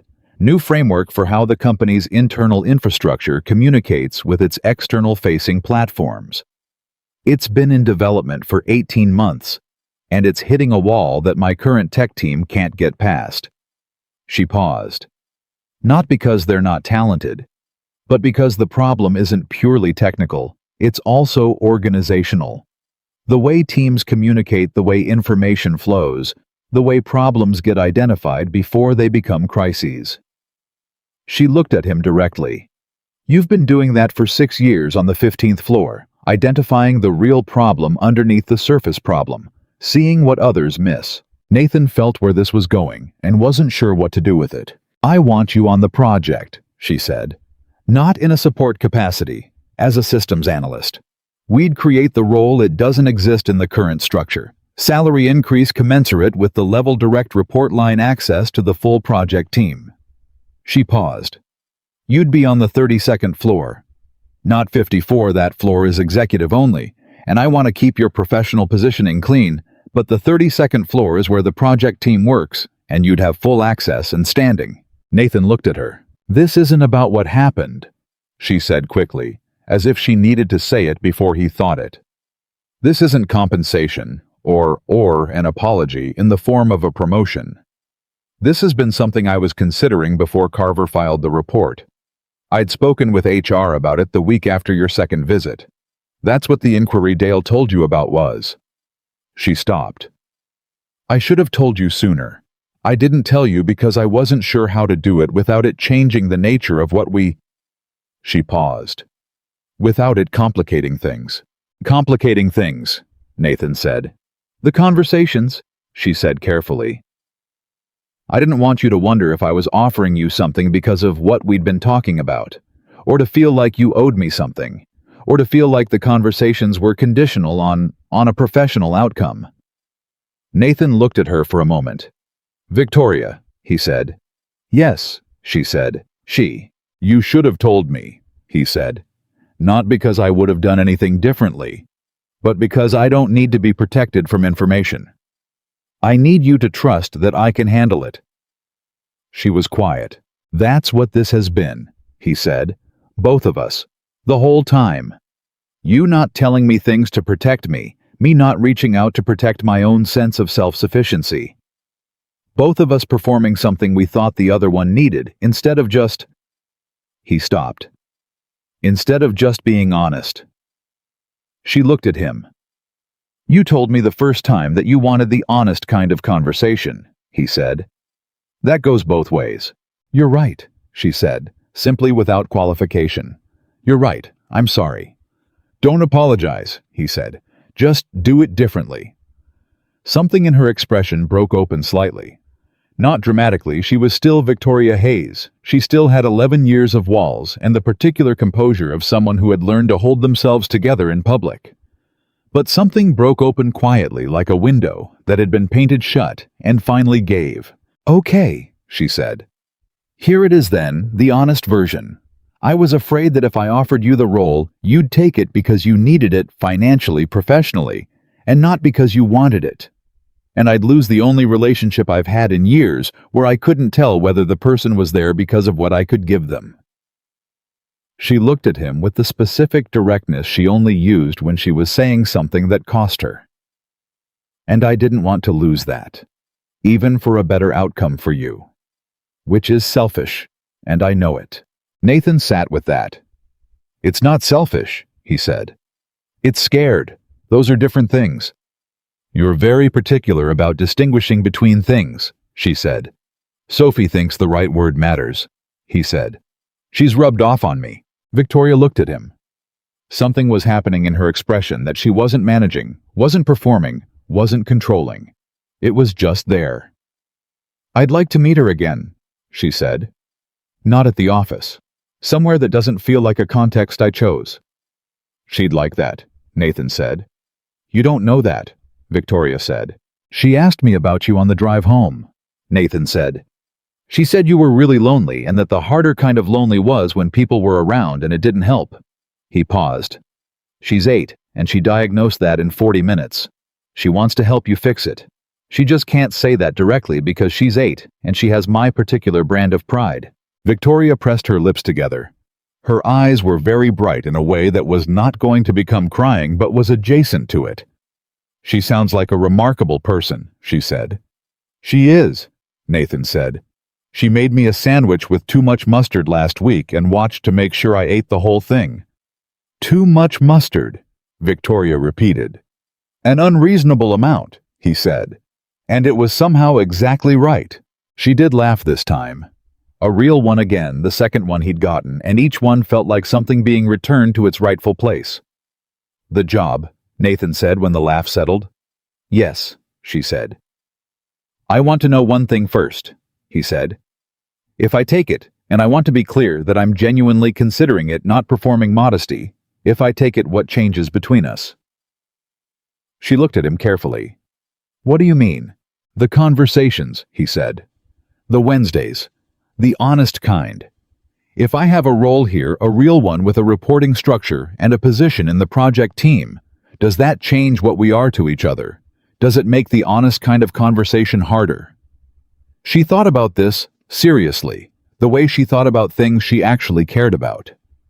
Not the quick executive assessment, but the slower, more careful consideration of something that mattered. It might make it more complicated, she said honestly. The professional layer adds weight, context, things that could be read different ways.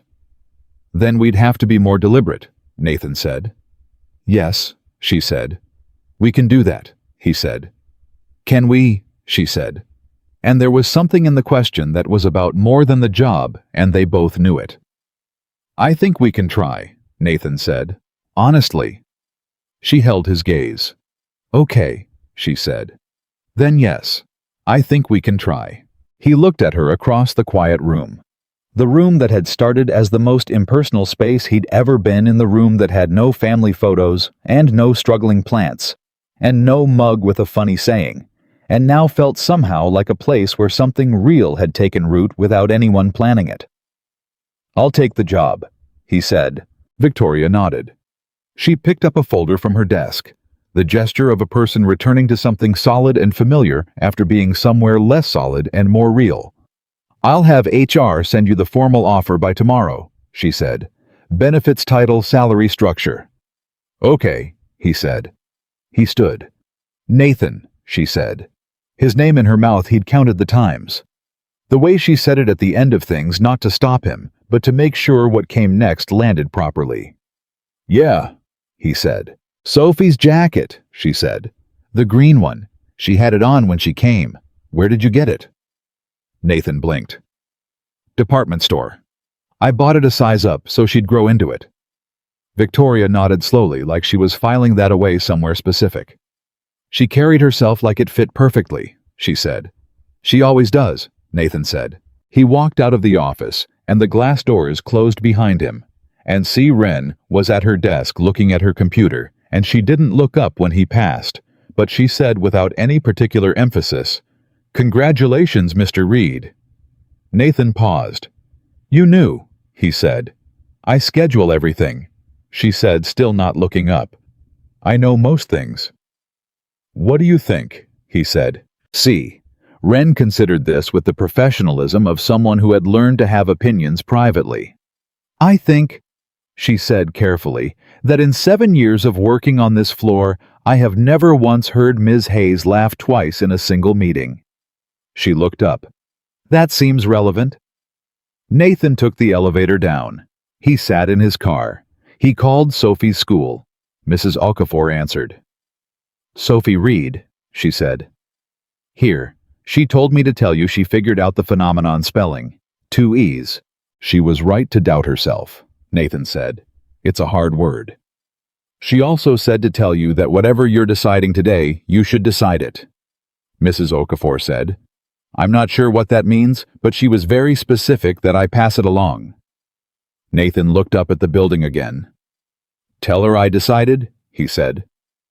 Good or bad? Mrs. Okafor asked with the comfortable directness of a woman who'd worked with children long enough to dispense with preamble. Good, Nathan said. Really good. She'll want spaghetti tonight to celebrate, Mrs. Okafor said. She always wants spaghetti, Nathan said. I know, Mrs. Okafor said. But tonight, she'll have a reason. He drove home slowly through the city that felt more possible every week, and thought about walls, and what it cost to build them, and what it cost to come down from them, and how sometimes the two things cost exactly the same amount, and you had to decide which payment was worth it. He thought about a woman who had laughed twice in one meeting for the first time in 7 years.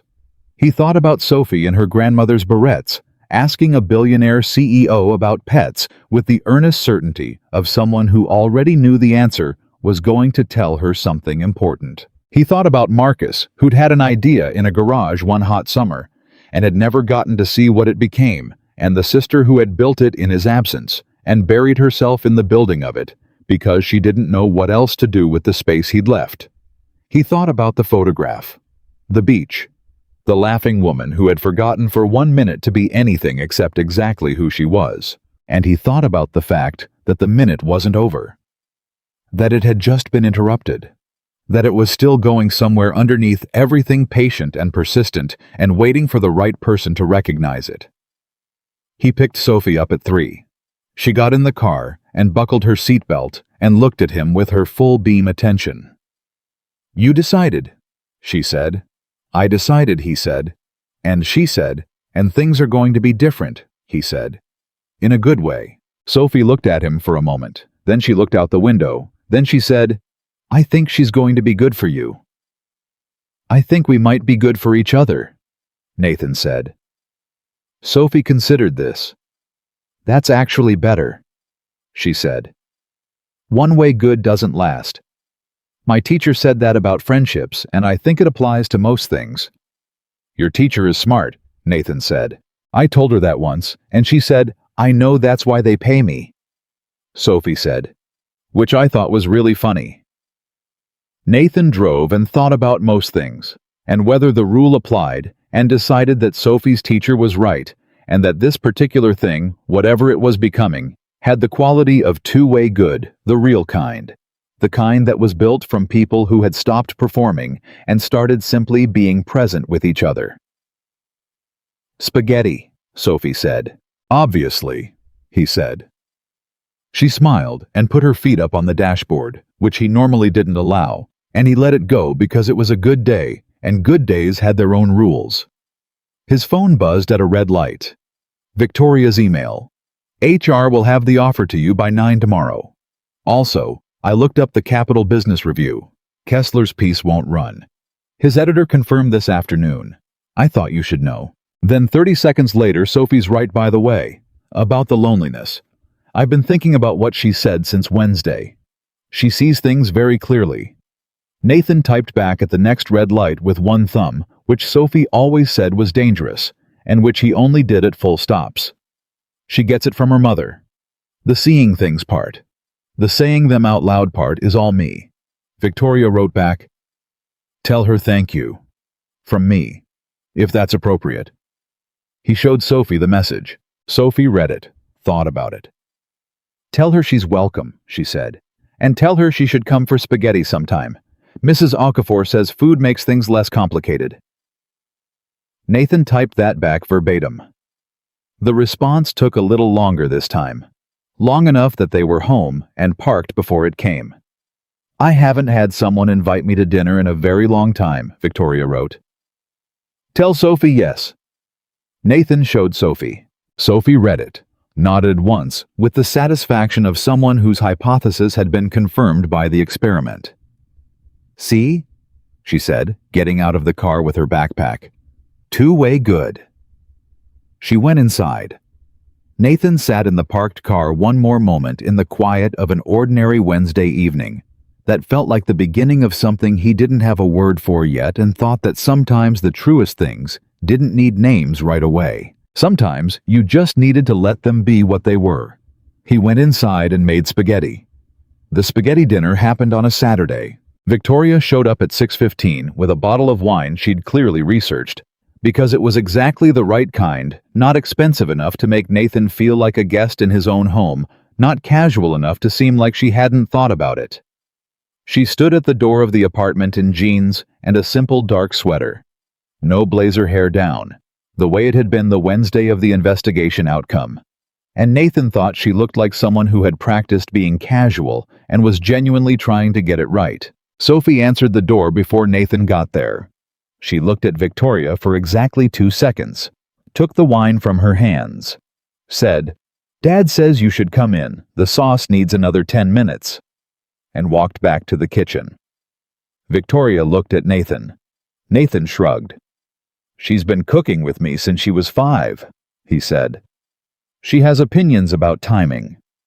Victoria stepped inside. She stood in the small entryway and looked at the apartment the way she'd looked at the lobby of her own building when Sophie had asked if the people who worked there remembered it was a lot of building, not assessing it, just taking it in.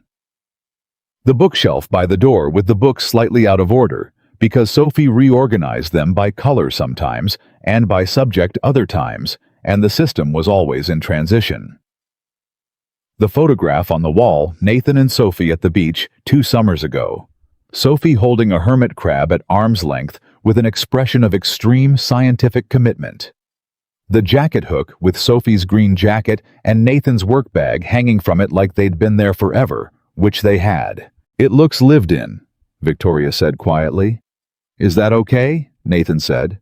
"It's the best thing a home can look like," she said. They ate at the kitchen table, the 3 of them, and the sauce was ready exactly when Sophie said it would be, which Nathan chose not to make a big deal of because she would make a big deal of it herself, and he was right. She served it with the gravity of a chef presenting a finished dish, and then sat down and picked up her fork and said to Victoria conversationally, "I told my teacher about you." Victoria looked up. "What did you tell her?" "That my dad fixed your computer and you asked him a question and now things are different," Sophie said. "She said that sometimes the most important things start with small broken things. I thought that was interesting." "What did you think of it?" Victoria said. Sophie considered this with a forkful of spaghetti halfway to her mouth. "I think it's true, but it's not the whole truth," she said. "The broken thing just gives 2 people an excuse to be in the same place at the same time. The important part is what they do once they're there." Victoria looked at Nathan. Nathan looked at his plate and said nothing and was aware that he was smiling in a way he couldn't do anything about. "Your teacher must think very highly of you," Victoria said to Sophie. "She says I ask too many questions in class," Sophie said. "But she also says that privately she hopes I never stop." She twirled her fork. "I think both things can be true at the same time." "I think you're right," Victoria said. "I usually am," Sophie said without arrogance, simply as a matter of observed fact. "But I try not to say it too much because Dad says confidence is good, and showing off is confidence that forgot to be kind." Victoria set her fork down and looked at Nathan with an expression he'd seen only a few times. The one that wasn't the CEO and wasn't the woman behind the walls. The one that was something quieter and more fundamental. The one that looked like someone arriving somewhere they'd been trying to get to for a long time. "You said that to her," Victoria said. "When she was 6, Nathan said. She was beating a kid at chess and talking about it while she was doing it. Was the kid upset?" Victoria said. "The kid was me," Nathan said. Sophie laughed a bright, complete 8-year-old laugh that filled the kitchen, the way only real laughter fills a room. And Victoria laughed with her, and Nathan sat at his kitchen table and thought that this specific sound, This exact combination of voices was something he wanted to remember for the rest of his life. After dinner, Sophie did her homework at the table, while Nathan and Victoria washed dishes side by side, which was the most ordinary thing in the world, and which felt because of that extraordinary. They talked quietly, the way people talk when there's a child nearby who is ostensibly focused on something else, but is absolutely listening. They talked about small things. The project and issue Nathan had identified in the third week with the communication protocol between two system layers that 3 engineers hadn't caught a book. Victoria had been trying to finish for 6 months and kept putting down not because it was bad, but because it was good, and she kept needing to sit with what she'd just read before going on. "What's it about?" Nathan said. "A man who spends his whole life building things," she said, "and realizes at the end that none of the things he built were for himself." She handed him a wet plate. "His daughter is in it. She's the one who finally tells him." "Do you think the daughter knew the whole time?" Nathan said. "I think the daughter knew before he did," Victoria said. "Children usually do. From the table without looking up." "That's true," Sophie said. "We just wait for adults to catch up." Nathan dried the plate. Victoria looked at the back of Sophie's head with an expression Nathan didn't try to name because it didn't need a name yet. It just needed to be there. When Sophie went to bed, a process that involved 2 glasses of water, one discovered at the last minute thing she needed to tell Nathan, and a brief negotiation about whether the hall light could stay on, which it could. It always could. Nathan had never once made her sleep in total dark. Nathan and Victoria sat on the couch with the wine open, and the apartment quiet, in the way it got quiet after Sophie went to bed, which was a comfortable quiet, the quiet of a place that had been full and was now resting. "She's extraordinary," Victoria said. "I know," Nathan said. "I don't say that," Victoria stopped. "I don't say that the way people say it about children when they don't know what else to say. I mean it specifically. She is a specific kind of extraordinary." She held her glass. "She's going to change things, whatever she decides to do." "She wants to design bridges now," Nathan said. "As of Tuesday. Marine biology was last month's. Bridges are this week's." "What happened to engineering?" Victoria said. "Bridges are engineering," Nathan said. She clarified that. "She's right," Victoria said. "She's absolutely right." And she was smiling in the way that didn't have any performance in it, the way that was just real. And Nathan thought about the photograph and the beach and the late afternoon ocean light and thought that this was that smile. Right here, in his living room, over a conversation about bridges. "Victoria," he said. She looked at him. "I want to ask you something," he said. "And I want the no but really version." She turned slightly toward him on the couch. "Okay," she said carefully.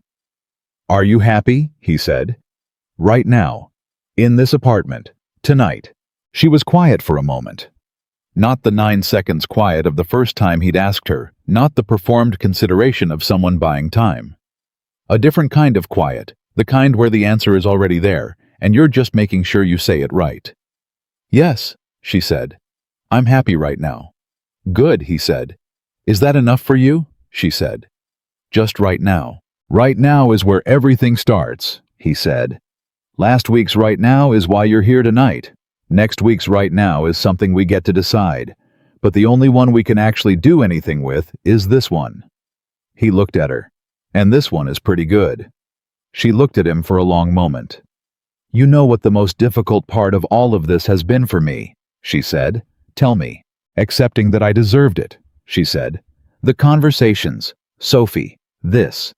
She gestured slightly, not at the apartment specifically, but at the whole of it. The evening, the dishes, the laughter. "I've spent so long believing that what I had was what I'd earned, the company, the success, the position, and that the other thing, the human thing, was a luxury I'd forfeited somewhere along the way.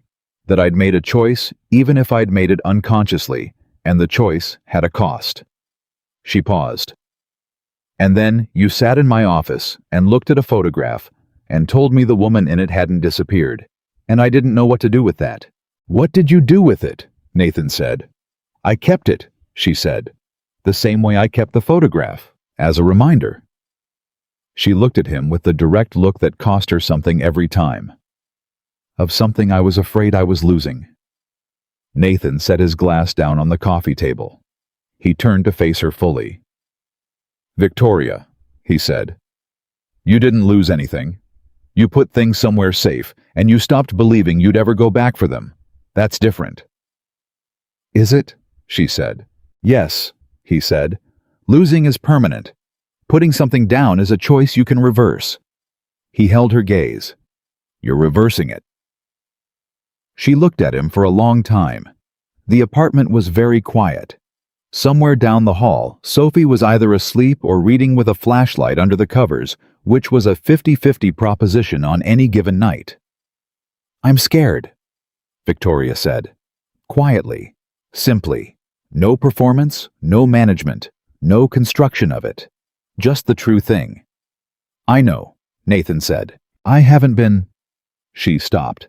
"I haven't let anyone in a very long time, and I have very good reasons for that. Real ones. And I know they're real, and I know they're valid, and I also know that I've been using them to avoid something I was afraid to want." "What were you afraid to want?" Nathan said. She looked at him.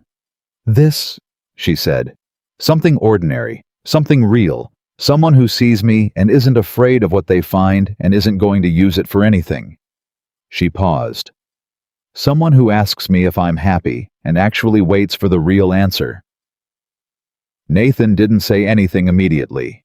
He let it sit the way he let all the real things sit long enough to be sure it wasn't going anywhere, long enough to know he wasn't going to rush it into something less than it was. "I'm not going anywhere," he said.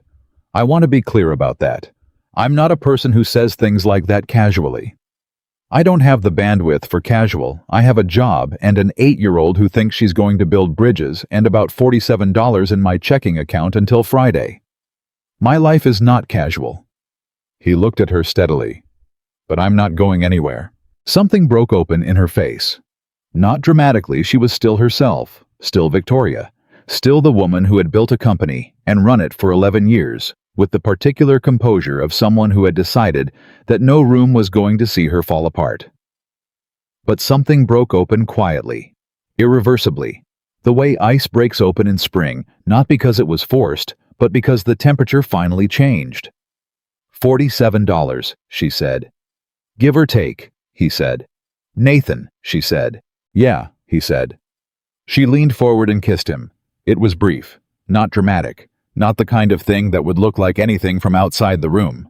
Just two people who had been saying true things to each other for long enough that the next true thing was a simple, quiet forward motion.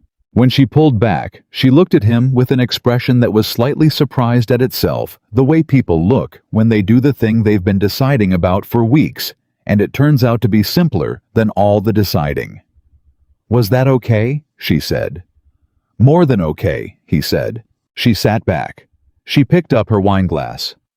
She was composed again, mostly except for the slight color in her face and the realness of her expression, the unmanaged quality of it. "I should probably tell you," she said, "that I've thought about doing that since approximately the third Wednesday." "I've thought about it since the first one," Nathan said. She looked at him. "Why didn't you?" she said. "Because you were the CEO and I fix computers on the 15th floor," he said. "And also because I wasn't sure what I was walking into and I didn't want to get it wrong." "Did you get it right?" she said. "Ask me in a year," he said. She smiled. The real one. The full one. The one from the photograph. The one from the beach. The one he'd seen in the kitchen when Sophie laughed. The one that belonged to the woman who had forgotten for 1 minute to be anything except exactly who she was. Except now, the minute wasn't ending. The minute was staying. 6 months later, Nathan moved his desk to the 32nd floor. He'd been working the project for 4 months by then, and what he'd found in those 4 months was that the problem was exactly what Victoria had described. Not purely technical, not purely organizational, but the space between those two things, the place where systems and people failed to understand each other, which was where every real problem lived. He'd identified 3 critical communication failures in the first month.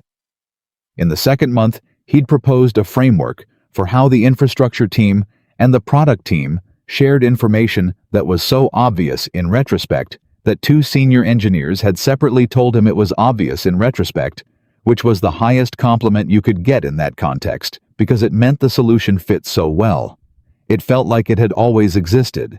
He was not the most technically brilliant person on the project team. He knew that and was comfortable with it.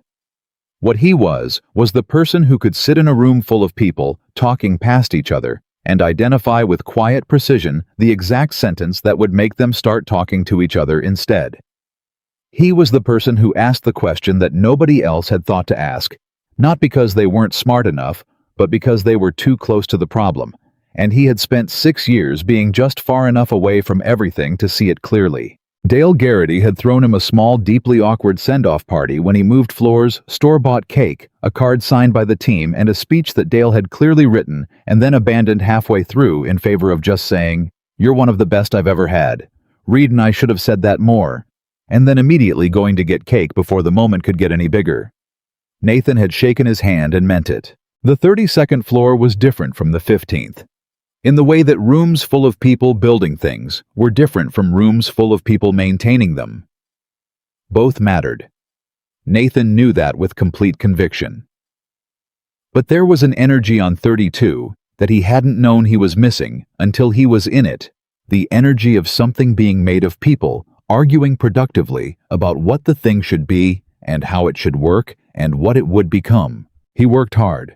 He came in early because Sophie's school started early, and he dropped her off on the way and was at his desk by 8.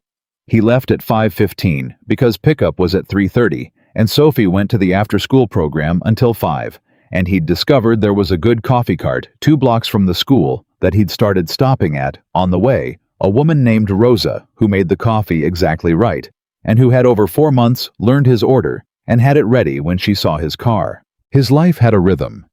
It had always had a rhythm. Sophie gave everything a rhythm, structured the days with her presence and her needs and her opinions about spaghetti and phenomenon and whether hall lights should stay on. But now the rhythm had more room in it, more air. Like a song where the notes are the same, but someone adjusted the tempo and suddenly you could hear each one. Victoria came to dinner on Saturdays when she could. Not every Saturday, her schedule didn't allow every Saturday, and Nathan didn't ask for every Saturday because he understood the difference between wanting something and demanding it. But most Saturdays. Enough Saturdays that Sophie had started factoring her into the meal planning, which Nathan only discovered when he overheard Sophie on the phone with her grandmother saying, "Victoria likes the chicken thing better than the pasta, but I make the pasta because Dad likes it more, and I think it's good to take turns." His mother, who had raised Nathan alone after his father left when Nathan was 11, and who had subsequently developed the specific maternal superpower of extracting information from her son through strategic silences and well-timed questions, had heard the name Victoria and said nothing for exactly 4 seconds, and then said, "Is she good to you?" And Nathan had said, "Yes." And his mother had said, "Is she good to Sophie?" And he'd said, "Sophie is developing opinions about her cooking preferences on Victoria's behalf." And his mother had been quiet again and then said, "Bring her to Sunday dinner," with the tone of someone issuing a gentle but non-negotiable directive. He'd told Victoria.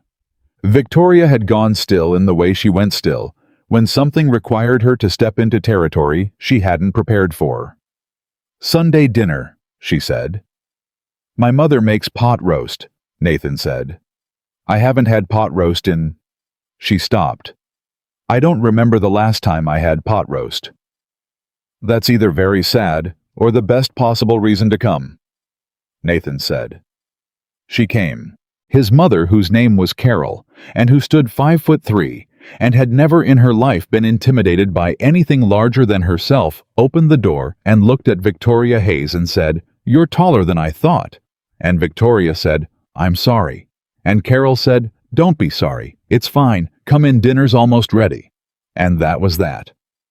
Afterward, in the car, Victoria said, "Your mother is extraordinary." "She says that about you too," Nathan said. She told me I had good posture, Victoria said. That's love coming from her, Nathan said. Victoria looked out the window. She raised you alone, she said. From 11, he said. She did a very good job, Victoria said quietly. She'd tell you it was a team effort, Nathan said. She says that about most things. She doesn't like taking sole credit for anything, even things she did entirely herself. Where did you get that from? Victoria said. Nathan glanced at her. Her, he said. Obviously. Victoria was quiet for a moment. Then she said, My mother died when I was 26, before the company, before Marcus. She paused. I've spent a long time in rooms where everyone knew who I was professionally, and almost nobody knew anything else. And tonight, your mother asked me what my favorite season was, and whether I'd ever been to Vermont, and whether I took my coffee with milk. What did you say about the coffee? I said I took it black, Victoria said. She made me a cup with a little milk in it, and said try it and see, and I did, and... She stopped. Was she right? Nathan said. Don't tell her, Victoria said. Yes. Nathan laughed. A full one. The kind that Sophie caused most often, but that had been appearing more frequently lately from more directions, as if laughter were something that multiplied when you gave it enough room. She's going to know anyway, he said. She always knows. I suspected that, Victoria said. She has your eyes. She'd say I have hers, Nathan said. Victoria looked at him with the warm, unguarded expression that he'd stopped being surprised by and started being grateful for every time. You have a remarkable family, Nathan Reed, she said. Yeah, he said. I know.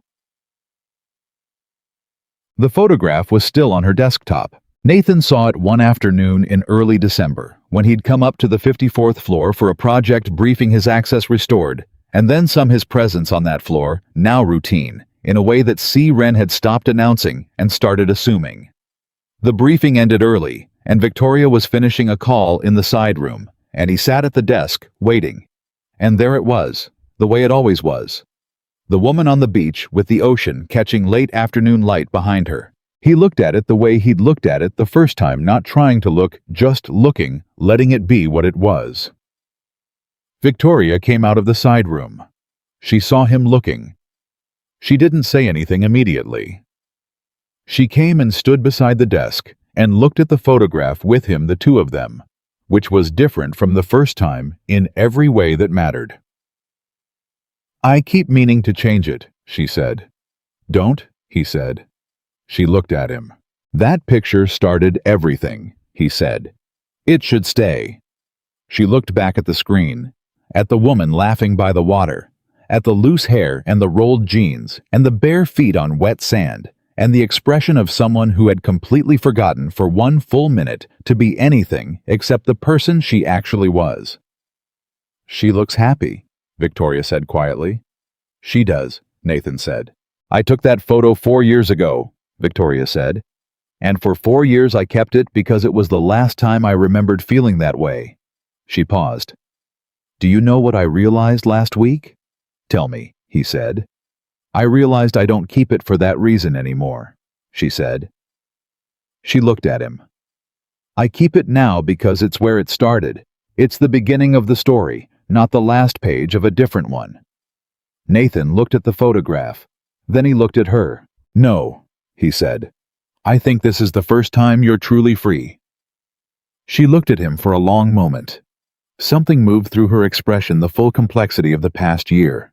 The walls and the photograph and the journalist and the 9 days and the pot roast and the spaghetti with too much mustard and Sophie's green jacket and Sunday dinner in a small house where someone had asked her about Vermont and put milk in her coffee, all of it moving through in one long quiet wave. Nathan, she said. Yeah, he said. Thank you, she said, for seeing me. I always saw you, he said, even when you were trying very hard not to be seen. She was quiet for a moment. Then, I know, she said. That was the terrifying part. He reached over and took her hand, the way he'd been taking her hand for 6 months now, easily and without announcement, the way you do a thing when it stopped requiring a decision, and simply become part of how you move through the world. Her hand closed around his. Christmas that year happened in Nathan's apartment, which his mother called small, and Sophie called exactly right, and Victoria called the best room she'd ever been in, which made Carol Reed look at Victoria Hayes with new and significant respect. There was too much food, because Carol brought what she always brought, and Nathan cooked what Sophie requested, and Victoria arrived with things she'd apparently spent 2 days sourcing from a bakery Sophie had mentioned in passing 6 weeks ago, and had presumably not expected Victoria to actually remember. But Victoria Hayes did not forget things people said, especially not Sophie. Sophie had given Victoria a card she'd made herself, which was a drawing of 3 people, a tall one, a medium one, and a short one, standing in front of what was labeled in careful 8-year-old writing as Bridges' future. Inside the card it said, "Dear Victoria, I'm glad your computer broke. Love, Sophie." Victoria had read it twice and held it in her lap for the rest of the evening, and Nathan had watched her do this and thought about the specific weight of being loved by a child who had decided with complete calm certainty that you were worth loving. Later after dinner, after Carol had fallen asleep in the armchair that was positioned exactly like the armchair in her own living room, and Sophie was in her bedroom on the phone with her grandmother's cordless, telling her something that was apparently important and private. Nathan and Victoria stood in the kitchen doing the dishes again, side by side again, the same way they'd stood 6 months ago on the night she first came for spaghetti. Except that now it wasn't new, and it wasn't careful, and it wasn't 2 people deciding whether to trust the thing that was happening. It was just 2 people doing the dishes on Christmas and talking about nothing in particular, which was its own kind of everything. "Sophie's card," Nathan said. "I'm going to frame it," Victoria said. "She'll love that," he said. "I know," Victoria said. "She told me I should, right after she gave it to me. She said, 'You can frame it if you want, I won't be weird about it.'" She handed him a wet pan. "I said I would, and she said good, and went back to dessert." "She's efficient," Nathan said. "She's extraordinary," Victoria said for what was probably the 20th time in 6 months. Every single time. He dried the pan. He put it away in the cabinet where it lived, the specific cabinet that Sophie had labeled with a small piece of tape when she was 6, because she felt the pans didn't have a clear enough home and clarity was important. The tape was still there. "Victoria," he said. She said. She was rinsing a bowl. "I love you," he said. She stopped rinsing. She turned off the water. She stood still for a second with the bowl in her hands and the water running down her wrists and the small Christmas lights Sophie had insisted on stringing around the kitchen window, throwing their particular kind of light across the room. She set the bowl down and turned to look at him. "I know," she said. Her voice was very quiet and very steady. "I've known for a while." "Okay," he said. "I love you too," she said. She stopped. "I've been working up to saying it. Because it's a thing that once you say it, you can't take it back. And I've been taking things back my whole life, keeping the exit available, leaving the door open so I had somewhere to go if—" She stopped. "I'm done doing that," she said. "I want you to know I'm done doing that." "I know," he said. "I've known for a while." She looked at him. And then she laughed, the real one, the complete one, the one from the photograph and from the kitchen with Sophie and from his mother's Sunday table, the one that belonged to the woman who had forgotten how to be free, and then slowly and with great difficulty, and with the help of a man who fixed computers and a girl who was going to build bridges, had remembered. From the hallway, "Are you guys being mushy?" Sophie's voice carrying clearly through the apartment. "Yes," Nathan called back. A pause. "Okay," Sophie said, apparently satisfied with this answer. "Tell me when you're done." "Give us 5 minutes," Nathan said. "I'll give you 10, Sophie said. "Grandma's asleep and I'm being nice." Nathan looked at Victoria. Victoria looked at Nathan. The kitchen was quiet and warm, and full of the particular light that small lights make, and somewhere down the hall, his mother was asleep in a chair, and his daughter was giving them 10 minutes with the benevolent authority of someone who had decided in her complete 8-year-old wisdom that this was exactly what should happen. 10 minutes, Victoria said. "Better make it count," Nathan said. She reached up and put her hand against his face, a simple gesture, just that, her hand against his face, and looked at him with the full, open, unguarded expression of someone who had stopped being afraid of being seen. He put his hand over hers.